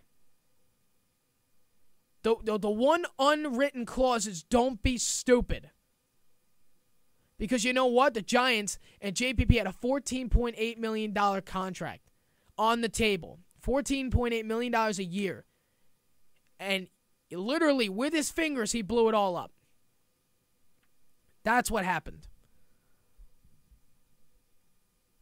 And C.J. Wilson, who's not even a starter in Tampa Bay, he probably never will start again. Because again, if I was on the same hand, I'm looking at it right now, you only have 3 fingers. And you have a huge gap. A huge gap in between. How are you going to be a cornerback with 3 fingers on one hand and 5 fingers on the other? How is that going to be possible? Professional athletes in 2015 are just dumb. Not all of them, but some are dumb. And not even just with stuff like this. PEDs. You're betting on things. You're doing this. You're doing that. It's like you're a professional athlete. You're being paid to do this. Being paid, the majority of you, a lot of money. Stop doing things illegal. Stop being dumb on the 4th of July. And start doing what you're being paid to do. You shouldn't be lighting off a U-Haul worth of fireworks on the 4th of July knowing you have this huge contract on the table. Even after it was done, did it even cross his mind that he had that contract and it wasn't signed yet? I wonder if it did. Because I'm curious to have seen the look on his face, not because of the pain that he was in, but because he knows that he left a $60 million contract on the table without it being signed. If he had signed that contract, JPP would have earned $30 million guaranteed. And he could have easily said, I'm not playing this year. I have 9 fingers. I'm going to rehab and not play. And he's still $30 million guaranteed. You couldn't be more stupid. Just unbelievable, So, we'll get to more on NFL when we come back from the break. We'll have updates on Dez Bryant and Demaryius Thomas. Last franchise tag sign I saw was Justin Houston, 6 years, $101 million with Kansas City. When we come back from the break, we'll talk a little bit of Tom Brady. His appeal is expected to be heard as early as this week. 26 minutes past the 2 o'clock hour, 973-655-4256 is the number to call. Sean McChesney in the WMSC studios on 90.3 FM. Back after this.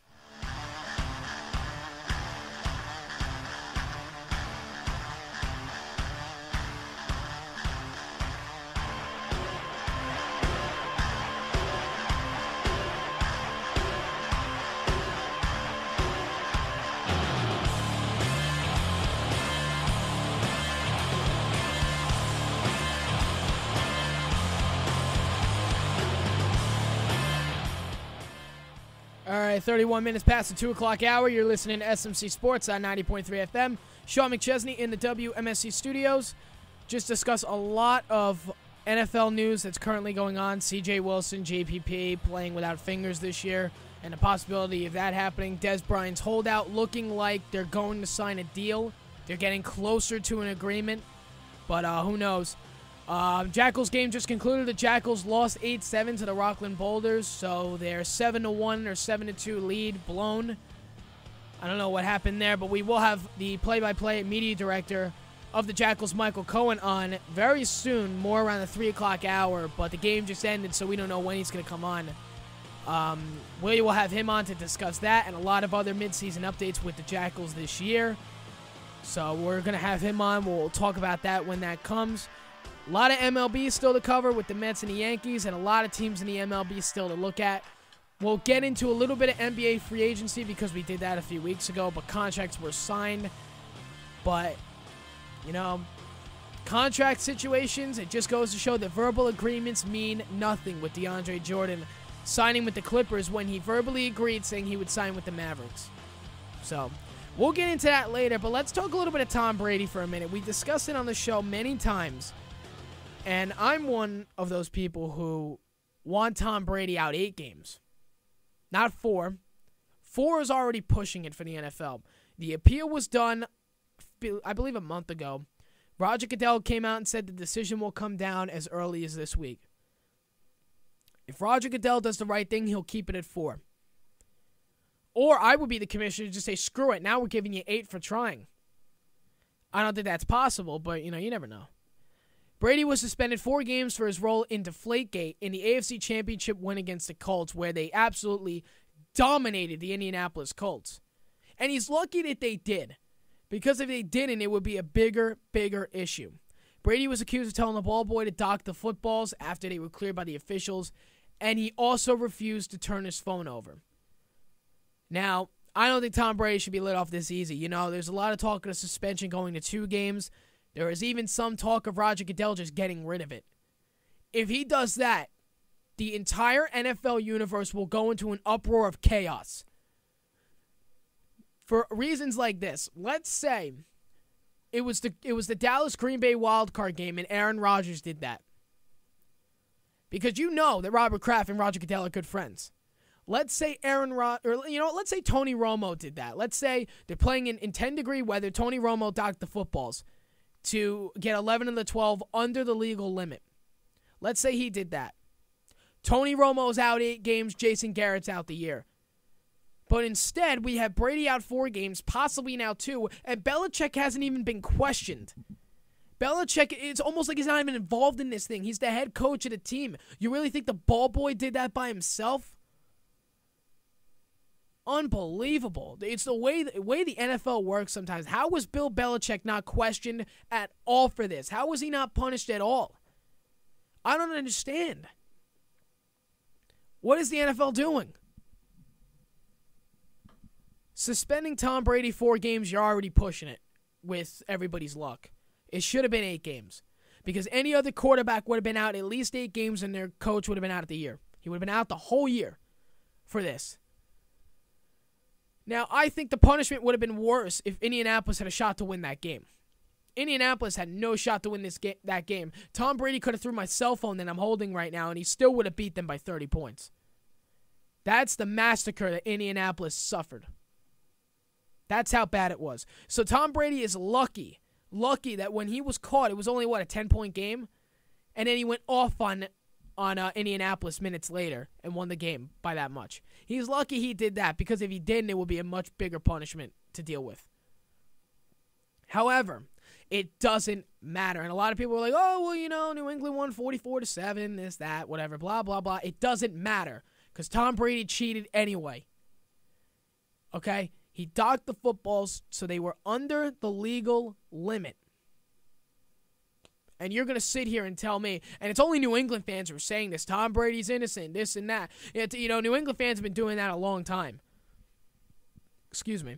New England fans have been doing that a long time. Spygate never happened. Deflategate, when did that happen? All I know is we won the Super Bowl this year. New England fans are so delusional about this whole thing, they don't even know what's going on. And when you talk about the way that New England is, it's just the way they've always been. That's the bottom line.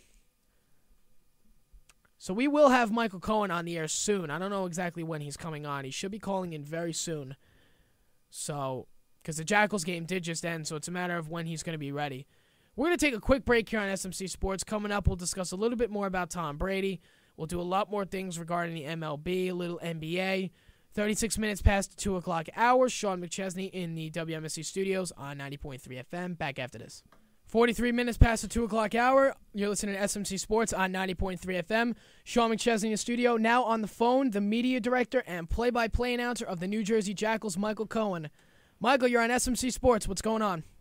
Hey, Sean, how you doing? Thank you so much for having me on. I know I was planning to come on last week. We had some things happen, so thanks so much for having me back on today. I'm looking forward to talking to you for a few minutes. Anytime, Michael. Thank you very much for coming. So during my show, I was giving Jackals updates. I was watching the game on the computer. I couldn't get sound, so I didn't know really what was going on. I saw a brawl. I saw a comeback. Rockland ended up winning 8-7. Just give me the recap. What happened today? You know, Jackals had a good lead at the beginning. What happened? Well. Okay, so the Jackals built a 6-0 lead in this game. It looked like, I don't want to say the game would have been over, but it looked pretty good that the Jackals are going to probably put themselves, politically correct answer, put themselves in good position to win the game. You're up 6-0. Perez is dealing. You get a bunch of strikeouts early in the game. You should win that game. You really should win that game. And the Boulders they just crawled back. They had a couple runs on the board. Okay, 6-2. You get a run back, 7-2. And then things just start to fall apart. The bullpen comes in there. Brandon Sisk comes in for the Jackals, gives up a couple of runs in the 8th inning, makes it a 7-6 game, and you're thinking, this is going to happen, isn't it?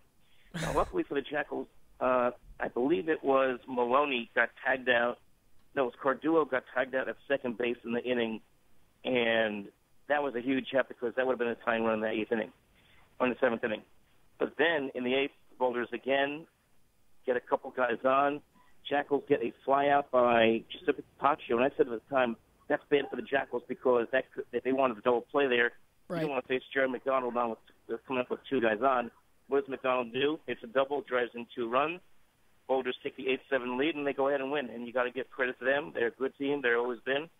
Their bullpen was fantastic today. Yeah, absolutely. And now kind of just looking at, basically the first half of the year, it's July 15th. We're really kind of getting to the second half of the season. Teams started out very slow. The defending runner-ups of the Can-Am Championship going 1-6 in their first 7. Right now in contention at the midpoint of the year, what do you think has been – have you thought of the overall take? What have you thought of the season so far? Can you say that again? What have you taken from the season so far? What have you thought about the Jackals' play?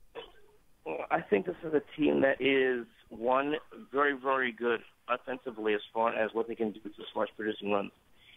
They got a lot of power in the middle of the order. Kirby Jones, Terrell Kelch, Schlegelber, Castro. When all those guys are hitting on all cylinders, it is as scary a lineup that you'll ever see. You saw part today too, where they got 6 runs early in the game. But they can hit you. They can hit you to death. I think the one weakness that they have is that they don't steal enough. I think they have 2 guys in Justin Trapp and Jamal Austin. Austin leads the league in steals with 17, but I think he could get more, and I think Trapp could have more than 6, especially leading off. So they don't steal a lot, but they can hit the baseball. They're very much more patient at the plate than the team from a year ago. But I think offensively weakness would be the steals, and I think also weakness for them is I don't think they really have the true ace. Their bullpen has been fantastic except for today, but they don't have a true ace in the rotation to really go out there every 5th day and say, give me the ball, I'm going to go 9.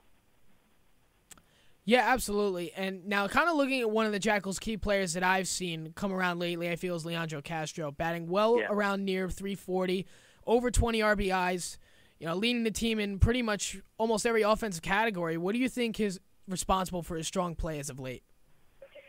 I think just the fact that he's relaxed. I think, Joe Capapaccio had him hitting 3rd the first couple weeks of the year. He was hitting 4th. He was hitting like 115, 118, around 150, 130. Dropped him down to the 7th spot in the order, and he just took off. And it's been ever since that point, I would say in the middle of June when he dropped him down in the order when we went up to Ottawa. he's been killing it. I mean, he's been absolutely killing the baseball ever since that point. He's now second in the league in home runs behind Marcus Nidifer of the Boulders. He's now the leader on the team in RBIs with 25 coming into today. So he really has done a fantastic job, I think, just being able to drop down the order. And now he's kind of squared himself up in the fifth spot in the order, being able to relax, focus on his game and his game only, and that has really been the difference for him so far this year. Yeah, and he's definitely come out to be one of their key players. But now, just overall on the season, just asking you, who do you think for the Jackals has been their biggest key player in the first half of the year? I think their biggest key player, Juan Castro. I think that's one that has to be the key player of the year. I think the other one will be Marcus Raquel because he's really been the most consistent player of the year, hitting around 300, over 300, well over 300 for almost all season long. Mm-hmm. The guy's been hitting home runs. He drives guys in. He gets base hits. He's just consistent all the time. His defense, has some issues over at third. He's better first baseman than a third baseman, but overall, I would say he's your overall MVP consistently from start to where we are now. Yeah, and Michael, the last time we talked, you mentioned the injury to Isaac Pavlik. Just give us a quick update. What's the latest on Isaac Pavlik's groin? What's the latest on his health? I talked to him just very briefly today. In fact, he says, just kind of same old, same old. He's just going through it, just kind of trying to rest the groin injury, and you would hope that soon, certainly towards the end of the month, that he gets back and starts doing some baseball activities. But right now, he's just kind of shut down, and until he can resume baseball activities, it's just kind of TBA with him right now.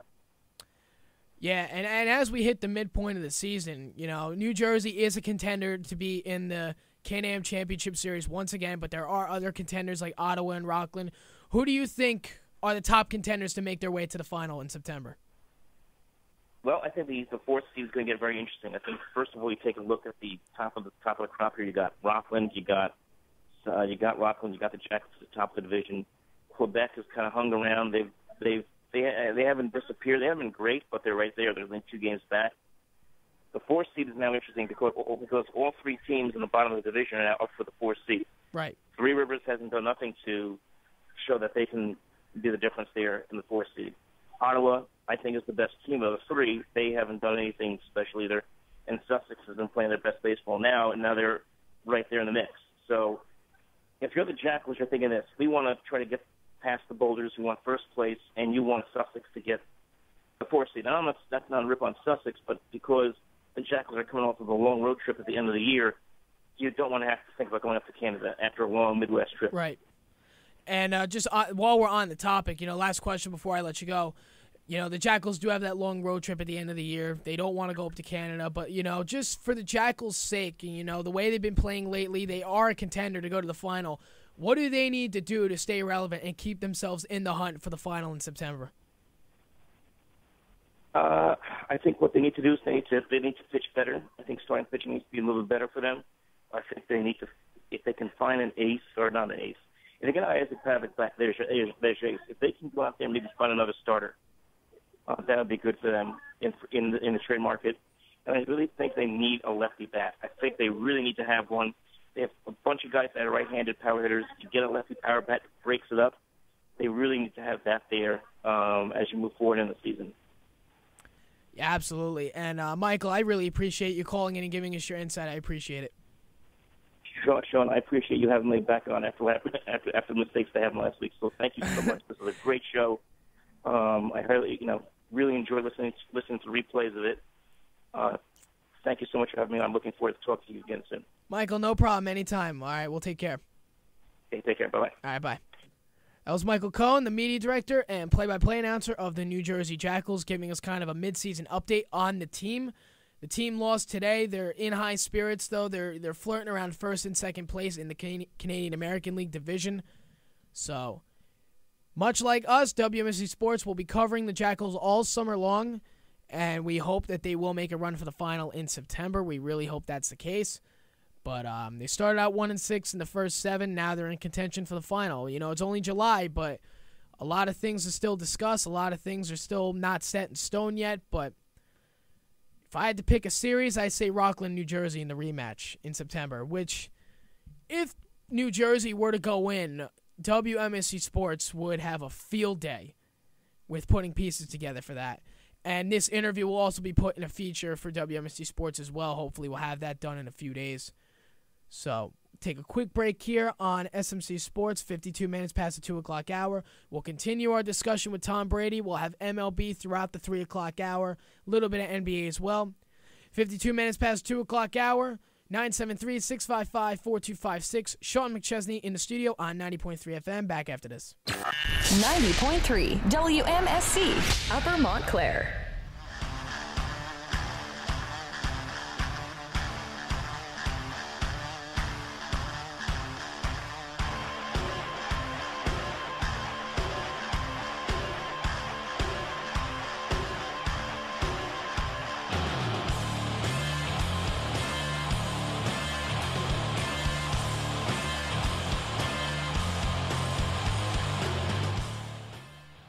Top of the 3 o'clock hour here on 90.3 WMSC, Upper Montclair, New Jersey.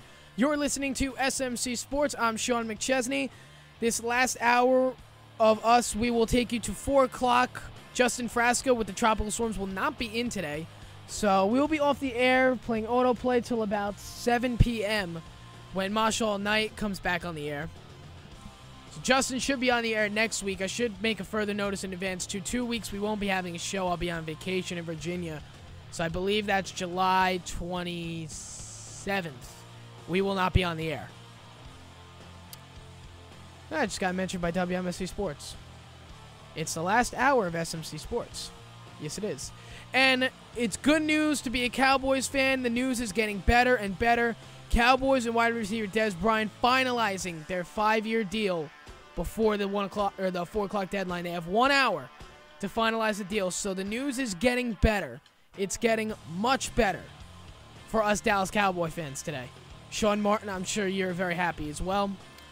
So we'll get into all that a little bit later. We were discussing before we had Michael Cohen on the air just now. We discussed some New Jersey Jackals with him. Tom Brady, as well as a lot of people, think that this suspension should go away. The majority of those people are New England Patriots fans who are so delusional they can't see what's going on right in front of them. I don't care if Tom Brady knew about the investigation or not. You're the quarterback, right? Why are you... Wait, first of all, if you're innocent, why aren't you turning your phone over? If you're innocent, why aren't you complying with the investigation? How does that make you innocent? It just makes you look more guilty if you're not handing over your phone. What do you have to lose? Like, oh, okay, here, whatever. I don't understand how these guys think they're invincible, especially the New England Patriots. Spygate. They should have got... You know what? Spygate, I thought they should have lost that game against the Jets. I thought they should have forfeited their win.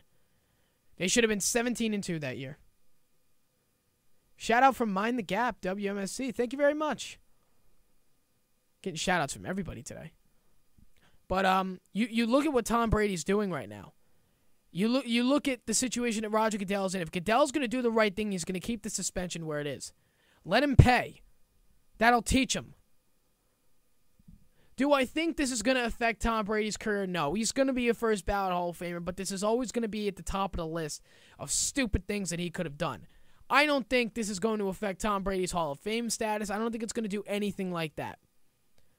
However, it's a situation where Tom Brady got caught, he got punished for it, and now he's appealing, and a lot of people are saying the suspension is going to go to 2 games or it's going to go away. My personal opinion is it should have been 8 games right off the bat. It should have been 8. And Belichick should be in trouble too. I don't know why he's not.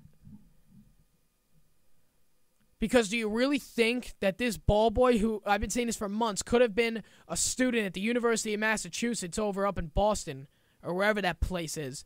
Do you really think that he had the guts to do that by himself? Tom Brady probably put him up to it. The investigation says that he told him to dock the balls once the officials ruled the balls as official.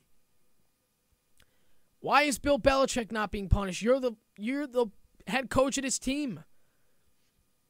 It doesn't matter if you didn't know about it. You take responsibility for your players.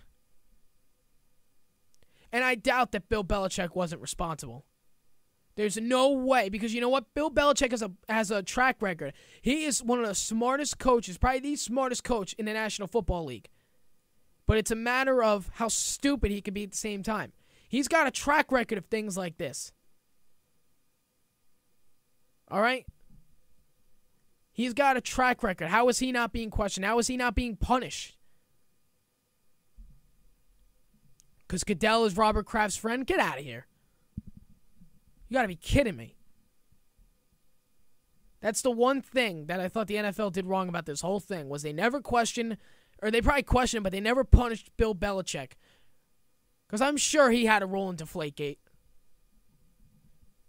And now the New England Patriots could possibly go into week 1 with Tom Brady. It could happen. If Tom Brady plays in week 1 in New England against Pittsburgh, 31 other or fans of 31 other teams are going to be pissed off. But the New England Patriots fans are going to be like, yeah, we knew he was innocent. He didn't do anything. He's not innocent. And neither is Bill Belichick. It's unbelievable, you know, and I hear this on Francesa and Joe Benigno and Evan Roberts every 5 minutes when they talk about Deflategate. Tom Brady's innocent, this and that. He didn't do this. Spygate never happened. Deflategate, what's that? How do you spell deflate? You guys are so delusional. You don't know what's going on with your own team. I will give you credit. You put a whipping on the Indianapolis Colts in the AFC Championship game. If the game was decided by 3 points, I'll tell you this, New England wouldn't have been in the Super Bowl. Indianapolis would have won by forfeit if the game was close. If the game was, I would say, 14 points or under, New England would have been thrown out of the Super Bowl. Or, and this would have been me if I was a commissioner, I would have had the rematch. I wouldn't have wanted the Colts to go in as a forfeit. I would have had a rematch. But speaking realistically, if that game was anywhere near close, where it looked like Andrew Luck and the Colts had a shot to win, if that's what it looked like, and obviously it didn't, it was 44-7. Let's say it was a high-scoring game and Indianapolis lost 44-40. New England gets thrown out of the Super Bowl the Monday before. That's it. That is absolutely it. They're lucky they put 30 points up against Indianapolis. They're lucky they won by 30 points? That is the only reason that New England can say they won Super Bowl 49. That's the only reason that they can say that, because if Indianapolis is close to winning that game, it's Indianapolis-Seattle in the Super Bowl, and we all know what would happen if Seattle played Indianapolis in the Super Bowl. We wouldn't have needed Marshawn Lynch to run the ball at the 1-yard line with 30 seconds left. We wouldn't have needed that because they probably would have beat Indianapolis 44-7. We all know that. And it's sad, too. It really is sad. It's like, you know, we understand that Tom Brady put a whipping on Indianapolis anyway. We all know that's what happened. We all know that Gronk dominated. You know, I almost said Aaron Hernandez. Now he's in prison. We know that the Patriots defense shut down Andrew Luck. We all know that's what happened, but that's what makes this so much more stupid and ridiculous, that you had to go out and cheat and have 11 of the 12 balls under the legal limit. But you won 44-7, and we didn't need to do that. Yeah, you didn't need to do that. You beat them 44-7. That's what makes this scandal so much more ridiculous. Which is more reason, and proof positive, 5 weeks before in Indianapolis, in a dome, in an enclosed roof, it was probably 60-something degrees inside. And the Indianapolis Colts players who came off on defense after Tom Brady threw a pick said, this ball doesn't feel right. It feels deflated. So even in Indianapolis, they were seeing signs of Deflategate. Why did you need to deflate the footballs to beat the Indianapolis Colts, a team that a lot of people knew was going to get mauled in the AFC Championship game? Look at what the Colts did in the playoffs. Oh, they beat a Cincinnati Bengals team. They haven't won a playoff game a day in their lives. Then they beat a Denver Broncos team. You know, a team that has a quarterback in Peyton Manning throwing on one leg. Throwing on one leg since like week 12. And then you face a healthy and dominant New England team, and what happened? You got spanked. That Colts team had no right to be in the AFC Championship game. I'm sorry. They had two great matchups in the playoffs that got them there. Now, the Colts are very close to a Super Bowl. They're close. But it's not their time. It wasn't last year, not this year. Well, maybe this year. But last year, they had no right to be in Foxborough for the AFC Championship game. They got there because of the matchups that they went up against. If Indianapolis faced Baltimore in one of those games, it would have been Baltimore-New England in a rematch. If Baltimore got lucky enough to face Indianapolis in the playoffs, Indianapolis isn't in the AFC Championship game, and then maybe Deflategate is a bigger story than it already is. Maybe if Deflategate happened against Baltimore, maybe Tom Brady's out for the season because Baltimore had a shot to win that game. Because Baltimore played New England in the playoffs, and Baltimore almost won that divisional round. Let's say that was the AFC Championship game and Tom Brady tried to pull that crap. Let's say that happened. New story. It's unbelievable. So the point is, what I'm trying to say is, if Roger Goodell turns around this suspension, he's going to look worse than he ever had before in front of fans of 31 other teams in the National Football League. If this was Eli Manning and Tom Coughlin, different story. Tony Romo, Jason Garrett, different story. Colin Kaepernick and Jim Harbaugh, different story. But because it's Robert Kraft's best friends with Roger Goodell, we're going to keep it easy on your quarterback. Hell, he might even play week 1 against Pittsburgh. The ruling has to come down soon, and it has to be a good one. We're going to take a quick break here on SMC Sports. Coming up, we'll have some discussion about FSU and DeAndre Johnson and Dalvin Cook and a lot more MLB to get to on the show. 11 minutes past the 3 o'clock hour. Sean McChesney in the studios on 90.3 FM. Back after this. All right, 12 minutes past the 3 o'clock hour. You're listening to SMC Sports on 90.3 FM. Sean McChesney in the studio. Now on the phone, the WMSC Sports Media Coordinator, Sean Martin. Sean, you're on SMC Sports. What's going on? Not much. Hanging in here like you with this Dez Bryant news, and like on you pins said, and needles, my friend. friend. A little bit better, so I'm feeling positive about it right now. On pins and needles, my friend. Well, the latest update I heard is they are finalizing the deal. They have, I believe, what is it now? 48 minutes to finalize the deal. So, and I heard that the latest offer was 5 years and $70 million. Okay, but now what's the offer per year? Is it what, $13 million still? That I haven't found out yet. But all right, $70 million. It's most likely going to be something where he gets paid more in these next couple of years, and it'll last towards the end of it. Yeah, no question. So it looks like Dez is going to get signed. I hope he does. Week 1 may be a massacre without him, but I'm glad this is finally getting done. But Sean, we were just talking about Tom Brady, and and I was just going on a rant a little bit, and it's like, think about this: if Baltimore ran into Indianapolis, do you think Indianapolis had a shot at the AFC Championship game? I think it would have been a close game, and I think it's hard to go back and rewrite the history of how these teams would have played. We all know that the NFL playoffs are just about who gets hot, and it's a matter of just getting your way through a marathon regular season and finding a way to get in, and then it's a brand new season once you're in. So, I'm not one to speculate much about what would have happened in these matchups, but we know a lot would have played out definitely, without the Patriots in the situation that they are put in, and now to not even have a punishment, or, to continue to reduce the punishment for what they did is just a joke, like you said. Yeah, it's ridiculous. And the fact that, this guy's going to get 4 games, possibly less. This suspension could possibly go away this week. And I know you and I, as big Dallas fans, we're probably going to throw bricks at our TVs if we see that. Yeah. But, and I was saying before, if this was Tony Romo and Jason Garrett, if we pulled this crap in Green Bay, Tony Romo could be gone half the year, and Jason Garrett wouldn't even be coaching this year. That's what would have happened.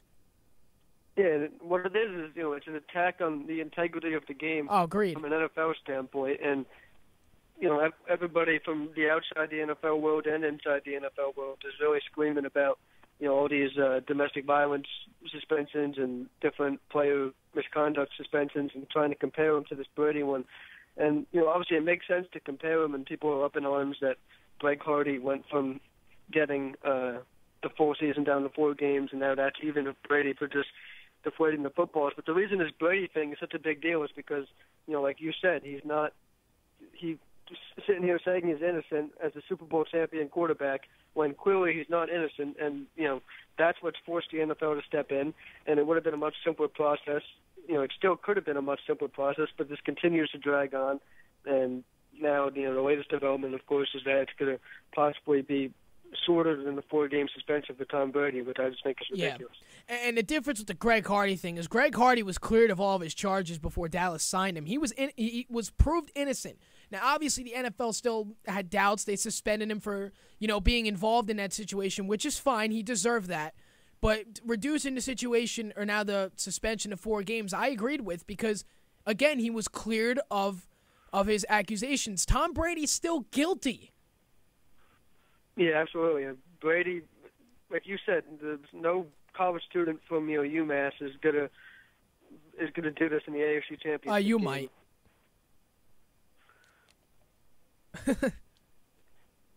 Accurate. Did you really wait like 10 seconds to say that? My phone went out for a second. I couldn't hear anything, so I was like, I wonder if he's Okay, yeah, John had problems with his phone last week, but go on. Quality iPhones. Gotta love them. But, you're right in everything that you said about the Patriots. This is an ongoing thing that they tried to cover up. Clearly, at this point, nobody's going to forget about it. Especially in the NFL offseason, right now there's nothing to talk about NFL-wise besides these types of storylines. We have no games yet. It's all just contract talk, training camp starting up soon, and suspension talk. And the contract talk is dominating right now because of the names like Dez Bryant. But as soon as Dez, hopefully inks his deal today and Demarius does the same, and these guys do have their deals, it's all going to be about Brady, and he's going to, continue to make this much of a bigger story than it has to be. Yeah, absolutely. You take a look at, the whole situation. Like, you know what? If I were the commissioner of football, I'd be like, you know what? For trying, we're going to give you 8 games now.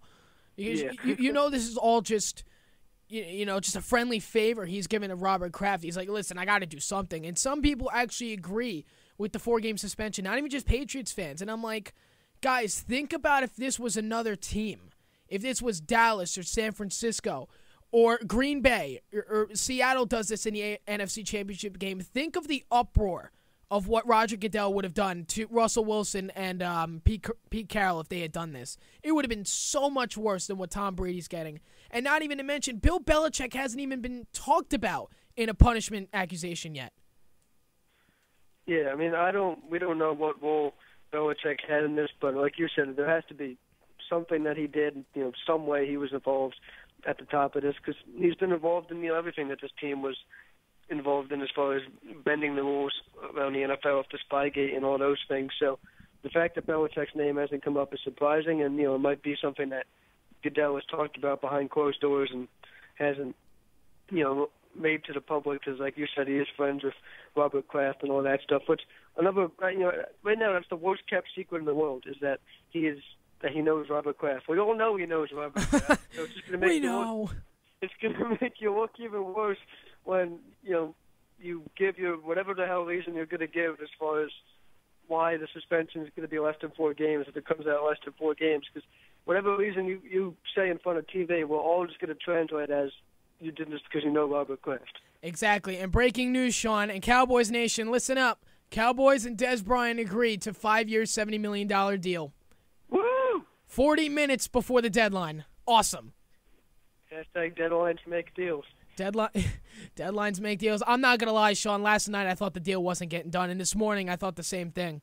So I'm really glad. I was pretty nervous, but then you look at Jerry Jones' track record, and you look at, yes, he's made some bad decisions, but for the most part, he knows the value of what players have for his franchise. He always has, especially when the team was in their dynasty years in the 90s. He knows what players got him there, and he notices talent when he sees it. And he knows that Dez Bryant is a guy that has a chance to repeat what guys like Michael Irvin and Drew Pearson and great Cowboys wide receivers of the past have done. That's why he's wearing 88, and that's why he's getting the top money. And it's good to see they finally agreed on it. And he's Jerry's always been a guy that can get a deal done at the deadline, and this one coming a little bit close, but they got it done, and we'll see Dez on the field in Week 1.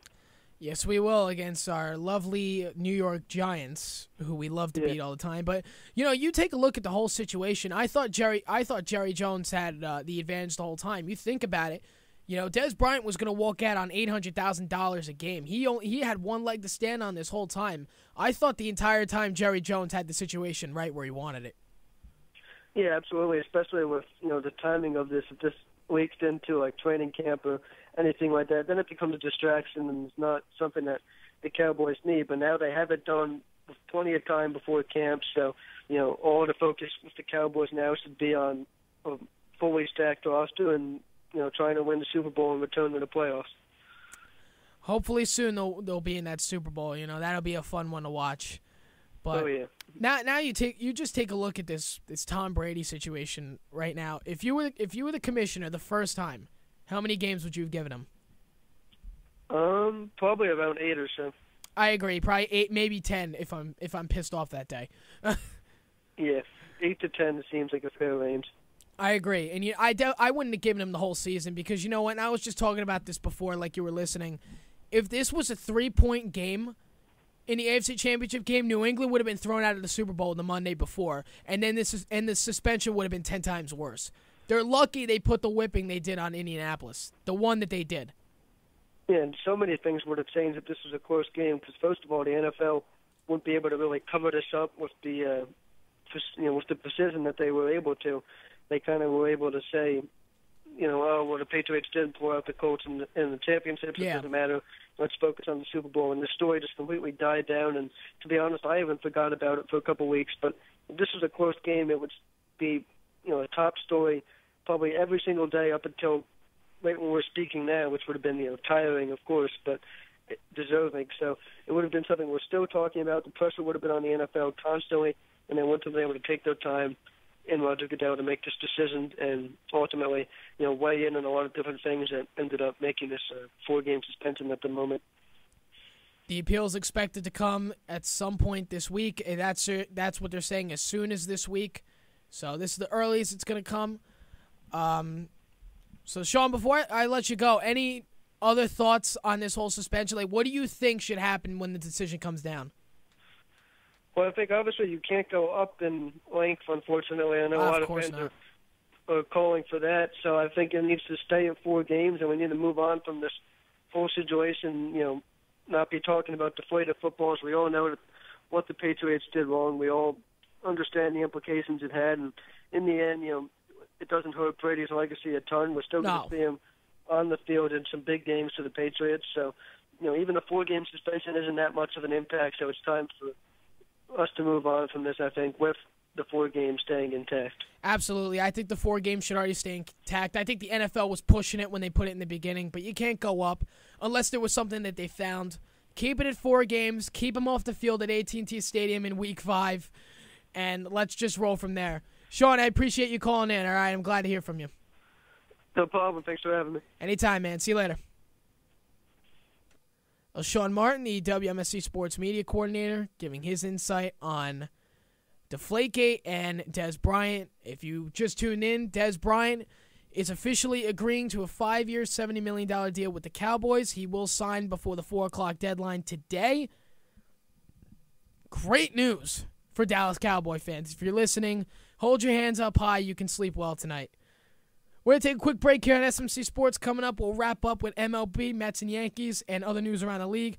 24 minutes past the 3 o'clock hour. Sean McChesney in the WMSC studios. 90.3 FM. Back after this.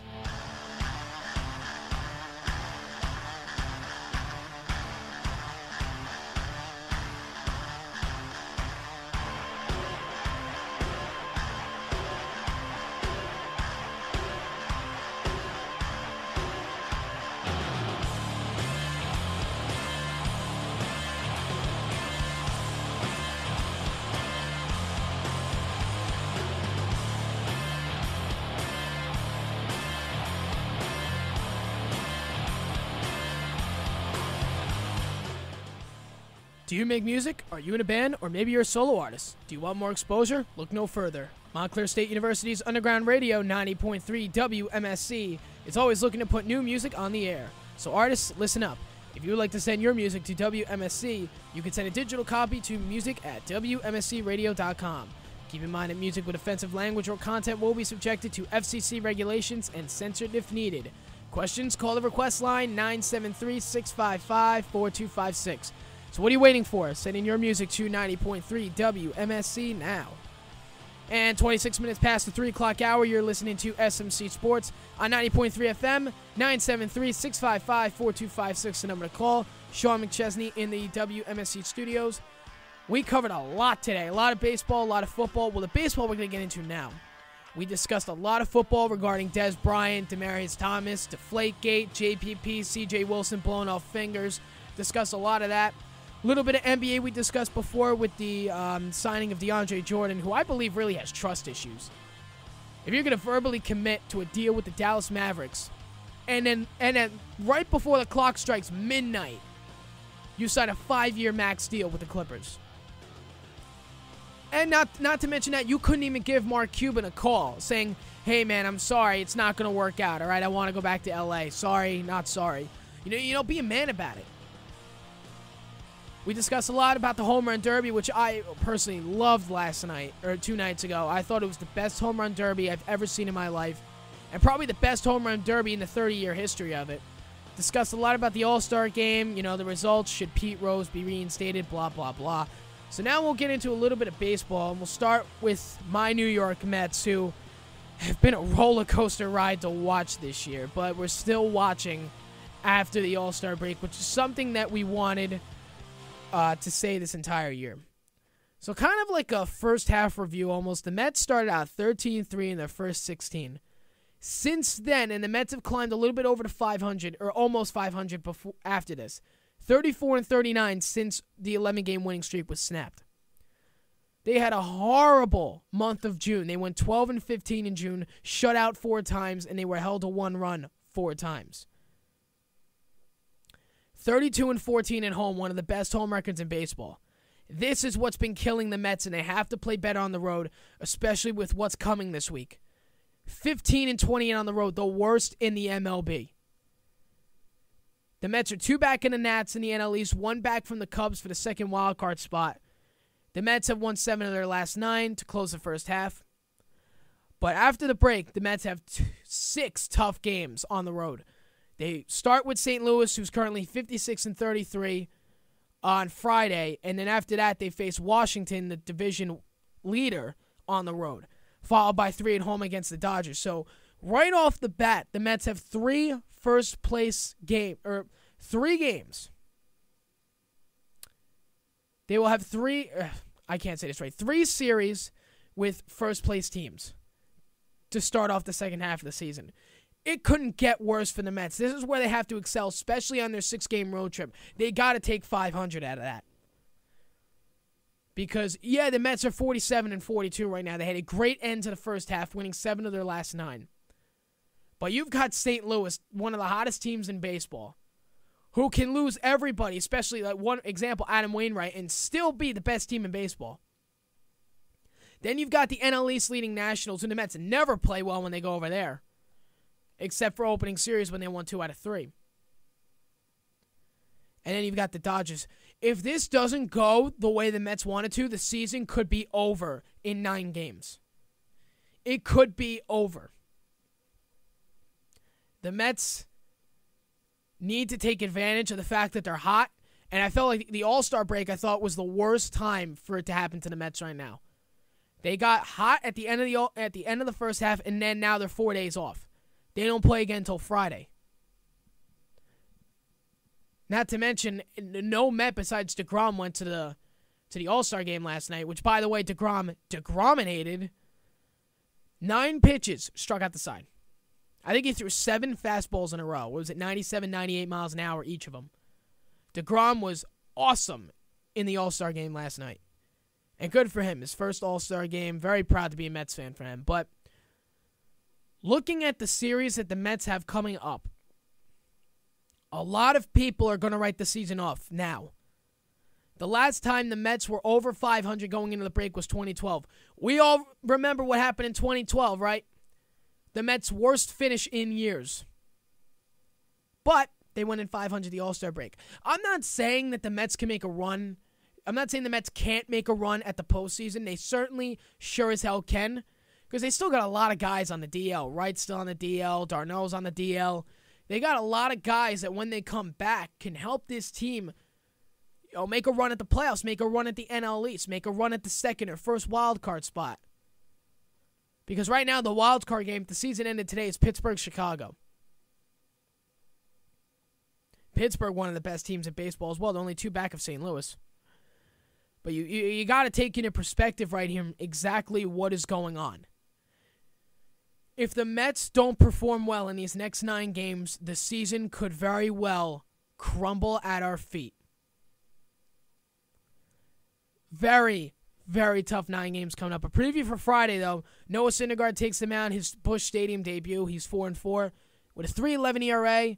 He'll face off against Lance Lynn, who's 6-5, 3.90 ERA. That game will be played Friday night in St. Louis. But trade deadline approaching, and I personally believe G and Neese will be gone by August 1st. John Neese has been pitching very, very well lately. Even the games that John Neese has lost, it's because he had no run support.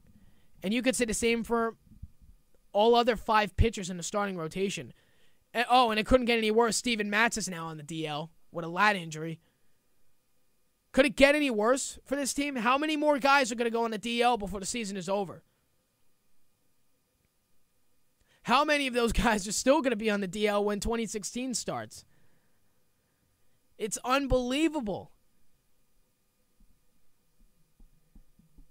I'm telling you, these 9 games, because after that you get San Diego at home, you should be fine against San Diego. You lost 2 out of 3 in San Diego, whatever. The Mets never play well out west anyway, except for the last West Coast trip they had. But I'm telling you, it's 3 with St. Louis on the road, 3 with Washington on the road. That spells trouble, especially for a team that has the worst road record in the major leagues. 15-28 on the road. The Phillies have a better road record than that. They have a terrible home record, but they have a much better road record than 15-28. And it's unbelievable. And I've been saying it for weeks. The pitching is not the problem. It's never been the problem. Now, sure, Harvey may be feeling the effects of a year after Tommy John surgery now. Maybe if he stops taking pictures outside private jets and all that, and Michael Kors watches, maybe he'll start pitching a little better. But other than that, he's doing fine. But you look at DeGrom, Matz, even Neese is pitching well now. Syndergaard's pitching well. DeGrom, all those guys. What the problem is the hitting. The Mets are last in the league in hits. 19th in home runs. 27th in RBIs. 20th in walks. Last in batting average. They're only batting .293 as a team. 26th in on-base percentage. 29th in slugging percentage. 29th in OPS. This team can hit. They got lucky the last 7 of the 9 games. It's because they got enough run support where the pitching could shut the opposition down. That's why the Mets won 7 of the last 9, because they gave in enough runs where the pitching could do their job. Jeremy's Familia has also been the lifesaver of this bullpen, because God knows the Torreses can pitch well. Familia, with his 27 saves, has been an absolute thrill to watch come out of the bullpen. He's been an absolute show.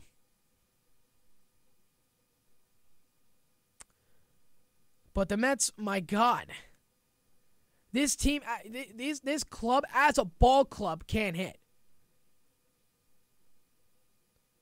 I'm going to get into the leaders for the offensive categories for the Mets for just a second. Their leader in batting average, Daniel Murphy, is not even batting .300. Hits, Juan Lagares with 81. Home runs, Curtis Granderson. He only has 13, but he has 45 walks, which is why he's still leading off. And despite Lucas Duda being terrible lately, he's leading the team in RBI, on-base percentage, and OPS.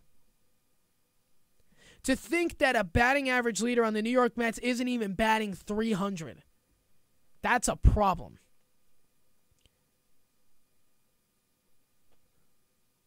It's unbelievable. But you know what? I feel the Mets could get value out of G and Neese, especially Neese after what he's been doing lately. Again, what I've been saying the whole year, Aramis Ramirez. He's not the great player he used to be. He's a consistent hitter.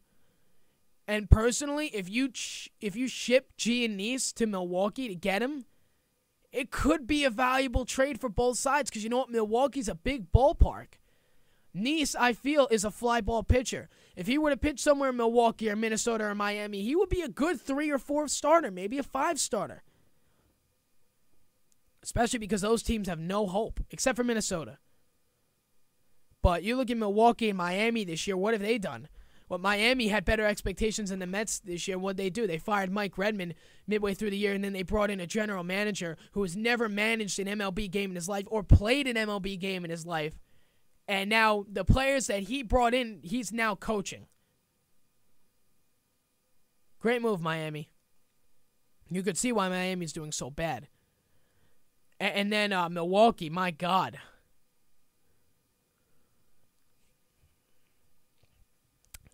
But the way the Mets play, you know, G's done. By August 1st, G's going to be gone. They already have another rookie wearing number 35 coming out of the bullpen. G is done. He's done with this team. Because normally, if you send players down, you have the respect to keep their numbers back. Because, you know, it's like when Ike Davis went down 2 years ago, I believe. Yeah, 2 years ago. Or 3 years ago. I'm not sure when they sent him down. They left 29 open.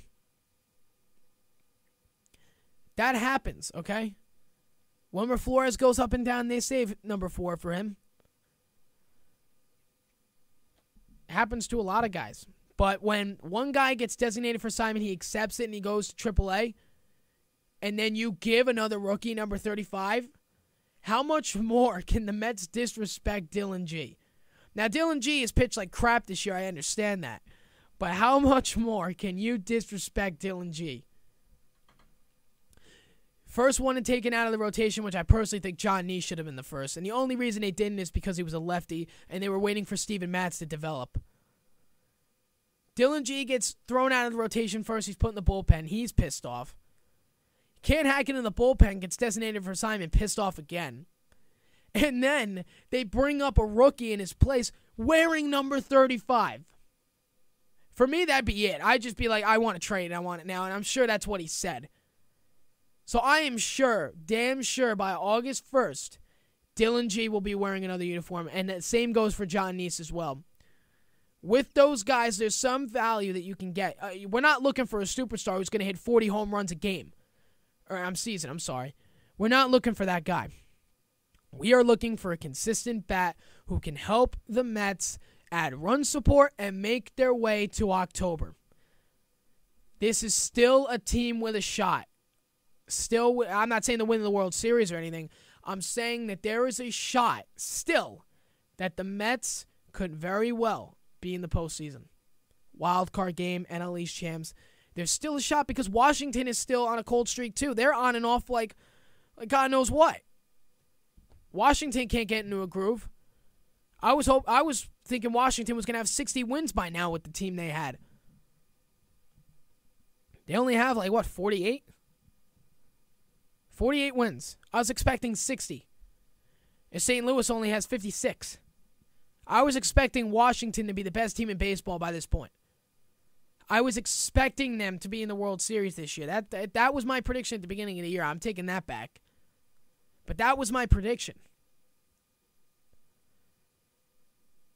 The Mets need to make a move. They need a consistent bat, like somebody like a Starlin Castro or an Aramis Ramirez. Not a guy who's going to give you 30 home runs a year and 100 and something RBIs. You need a guy who's going to be consistent, can hit behind the runners, can play small ball. You know, do what you got to do to help this team win. Another breaking news story, and now Demaryius Thomas has now signed his 5-year, $70 million deal, which means JPP will be the sole survivor in not signing a franchise tag. Demaryius Thomas and Dez Bryant are both signed 20 minutes before the deadline concludes. That's all taken care of. Everybody in Cowboy land is happy. Everybody in Bronco land is happy. Everybody in Kansas City land is happy with Justin Houston being signed a few hours ago. But just looking at this Mets team, they need to do something because, you know, they have an incredible opportunity here to make their way to the postseason. They have the team. One, here's the problem. They have no run support. Half their team's on the disabled list. And there are guys still, like Conforto, who are still in the minor leagues that should get brought up. Conforto played amazing in the Futures game on Sunday.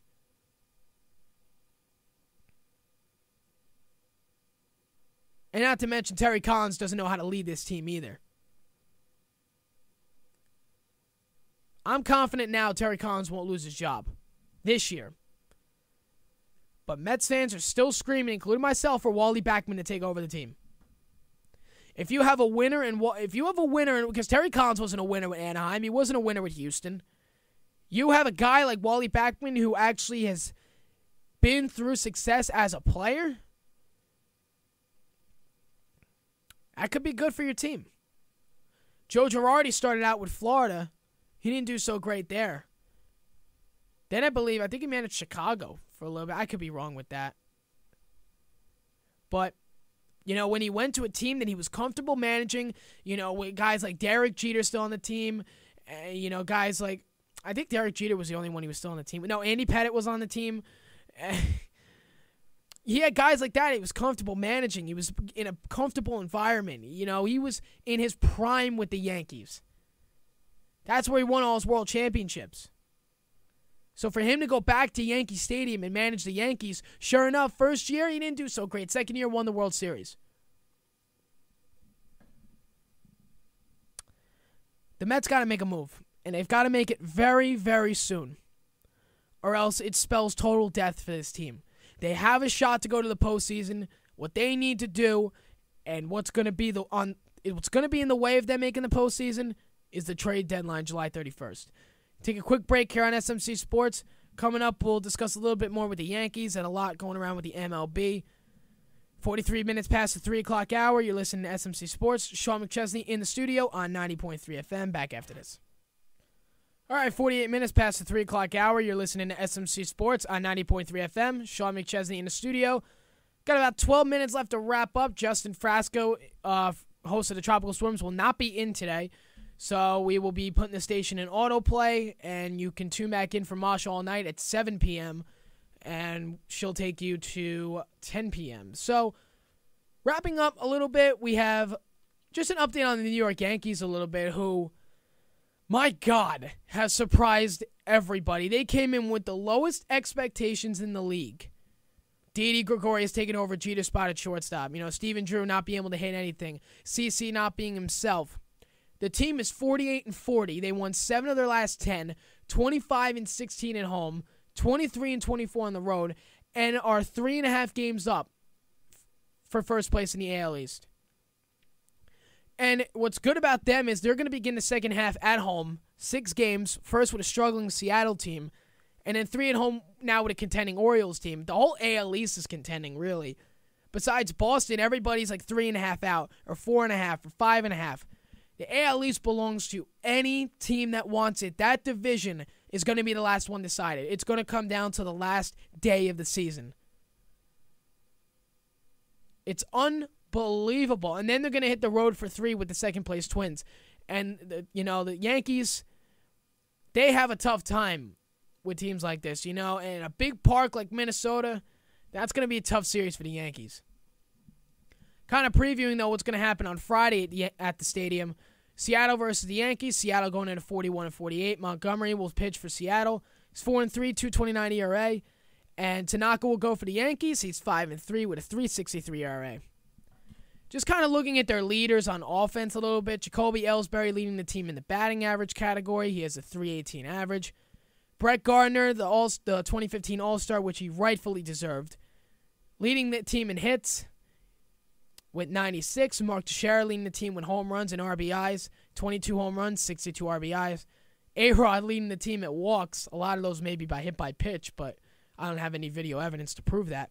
And Jacoby Ellsbury with a 399 on-base percentage. Now, the Yankees, their entire offense blew up this year. They're 11th in the league in hits, 2nd in home runs, 2nd in RBIs, 5th in walks, 7th in on-base percentage, 5th in slugging percentage, and 5th in OPS.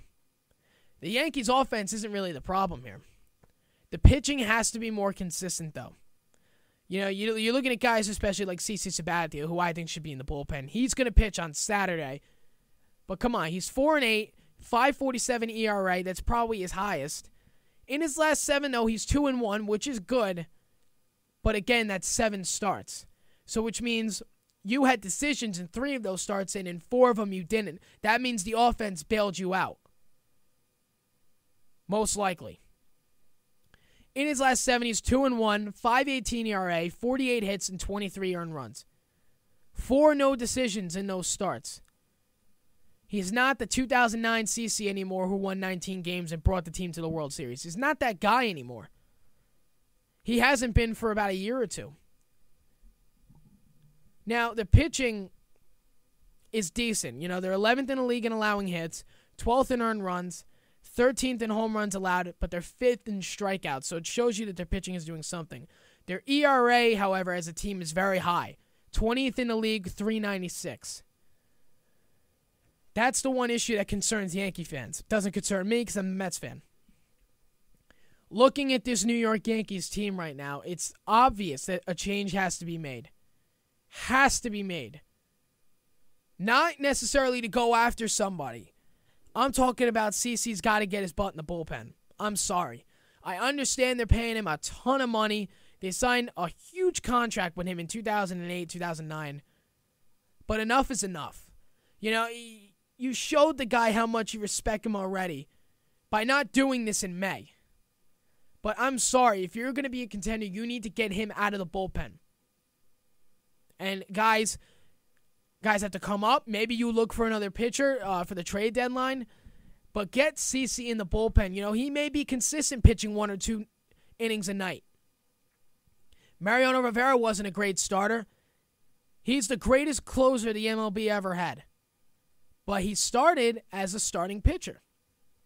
Now, I understand CC had a lot more years as a starting pitcher than Mariano Rivera. What I'm saying is, CC's not cutting it as a starter anymore. He needs to make a change in himself. The Yankees have already shown their respect by not doing this months ago. But enough is enough. You have to put him in the bullpen. He's not, he's probably giving up the most runs on the team. 4-8. He's 2-1 in his last 7, but he had 4 no decisions. CC's not getting it done anymore. He's just not CC Sabathia anymore. You got to make a change, and you got to make it fast. Again, not necessarily to go get a pitcher. I don't think you need a pitcher or a bat. Because with this AL East, with this team that the Yankees have right now, they could win this AL East. You look at teams like Tampa and Toronto and Baltimore, they're all full strength. The Yankees aren't. The Yankees still have guys on the DL they wish they could have back. So it goes to show all that. CC's got to go to the bullpen. That's the bottom line. His record isn't cutting it. His ERA is too high. He's giving up too many hits. He's giving up too many, he's leaving his breaking balls right over the plate. They're not even breaking anymore. My God. And the thing is, he lost a lot of weight. That's when this whole thing started, is when he lost weight. Fat CC Sabathia could get it done. Fat CC Sabathia is the guy who could win Cy Youngs and get your teams to the World Series and get your teams to the playoffs. But chubby CC Sabathia or skinny CC Sabathia, he ain't cutting it. I don't know what it is. Maybe it's in the Twinkies. But CC's got to go to the bullpen. And I know I'm rambling about that too, but there's not much else to say than that he's just got to make a change in himself. He's got to go to the bullpen. He's got to find himself again. And maybe if he does that, he could find the numbers that he had years ago. Certainly they won't be as big because he's a bullpen guy now. But enough is enough. The Yankees aren't doing themselves any good by keeping him in the starting rotation. They're just not doing it. It's an unfortunate situation to be in because I understand the money that they're paying this guy, you don't throw him in the bullpen. That's the hard part about this whole thing. That is the hardest part about the entire thing, is that you're paying this guy so much money from what he was in 2009, and now you have to think about possibly throwing him in the bullpen. I understand how hard that could be for Joe Girardi and Brian Cashman to make that decision. But enough is enough. You have to do something. If you get CC into the bullpen, maybe you can make a trade for another starter. The trade deadline is coming up. A lot of pitchers are already saying they're on the market. Cole Hamels is available. The Yankees, I think, expressed interest in him. Johnny Cueto could possibly be available. Houston is going to go after him. But there are a lot of guys. There are a ton of guys that the Yankees could make trades for. I don't necessarily think the Yankees have to make trades, but it wouldn't be a bad idea for the Yankees to possibly add another starter. Cole Hamels wants out of Philly so bad. It's almost funny. He wants out of Philadelphia so bad. Jonathan Papelbon wants out of Philly so bad. Just go after the Phillies starting rotation. You can find somebody. There are a ton of guys in the trade deadline that the Yankees could go after to replace CC Sabathia in the bullpen. Cole Hamels, I think, would be the best part. I think he'd be the best guy to do it. Another lefty, per se? You're not losing any lefty, power that the Yankees had. Cole Hamels is still a good pitcher. Still decently young. You're just playing on a god-awful team. I think if you put CC in the bullpen, it will give him the opportunity to reinvent himself. It will give him the opportunity to find the CC Sabathia of old. He won't pitch 5 or 6 or 7 or 8 innings a night anymore, but he'll pitch 1 or 2, and he'll be able to go in and get the job done. Now, I'm not saying this will be a successful plan. What I'm saying is it should be something that Joe Girardi has to consider and possibly try before September if the Yankees want any shot at the postseason. Yankees are in first for now. They're 8 games over 500. The longer CC's in that bullpen, the more games he's going to lose for you. The more hits and home runs he's going to give up for you. And the more inconsistent he's going to be for you. And that's the bottom line. That is the icing on the cake. That is all you need to hear. I'm not saying they're going to do it. They're probably not going to do it. They're probably going to keep CC in the rotation until his contract is up or he dies. But he's not a starting pitcher anymore. Maybe not in Yankee Stadium, but of course the Yankees aren't going to trade him. He still has years left on his contract. You put CC in Miami or Minnesota or Milwaukee or any of those parks, Houston maybe too, you could get a starter out of CC Sabathia again. But Yankee Stadium, when you got the short porch at 90 feet away, you know what? Of course he's going to give up the home runs that he did. Of course he's going to give up all those hits. Maybe if you put him in a bigger ballpark because he does pitch better on the road. Maybe you put him in a bigger ballpark, but of course the Yankees won't trade him. The Yankees aren't going to release him until his contract's up, and that's it. So, bottom line, Mets and Yankees still relevant at the All Star break, which is fantastic as a Mets fan to hear. Mets got a tough trip coming up. Washington, or St. Louis, Washington, L.A., Yankees, they're going to get into it. They got Kansas City in the future as well. We just hit the top of the 4 o'clock hour on 90.3 WMSC, Upper Montclair, New Jersey. You've been listening to SMC Sports. Dez Bryant officially signs new contract. Let me give you a long-distance hug, a quote by Jerry Jones. Great to be a Cowboys fan today. We got our guy back. Perfect. So bottom line, Mets, Yankees, relevant. The All-Star break, relevant to first place. Both teams over 500. Great for New York baseball. Let's see what happens in the second half, which kicks off on Friday. That's going to conclude SMC Sports for this week. Justin Frasca, host of the Tropical Storms, again, will not be in today. Just a further notice, I will not be on the air in 2 weeks. That is July 27th. I will be on vacation.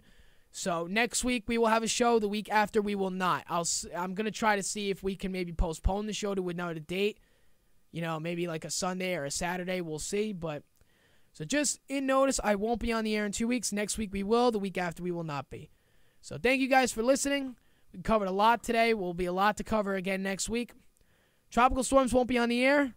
So catch us back at 7 p.m. for Mosh All Night. Thank you, guys, and we will see you next week. It's been SMC Sports on 90.3 FM WMSC.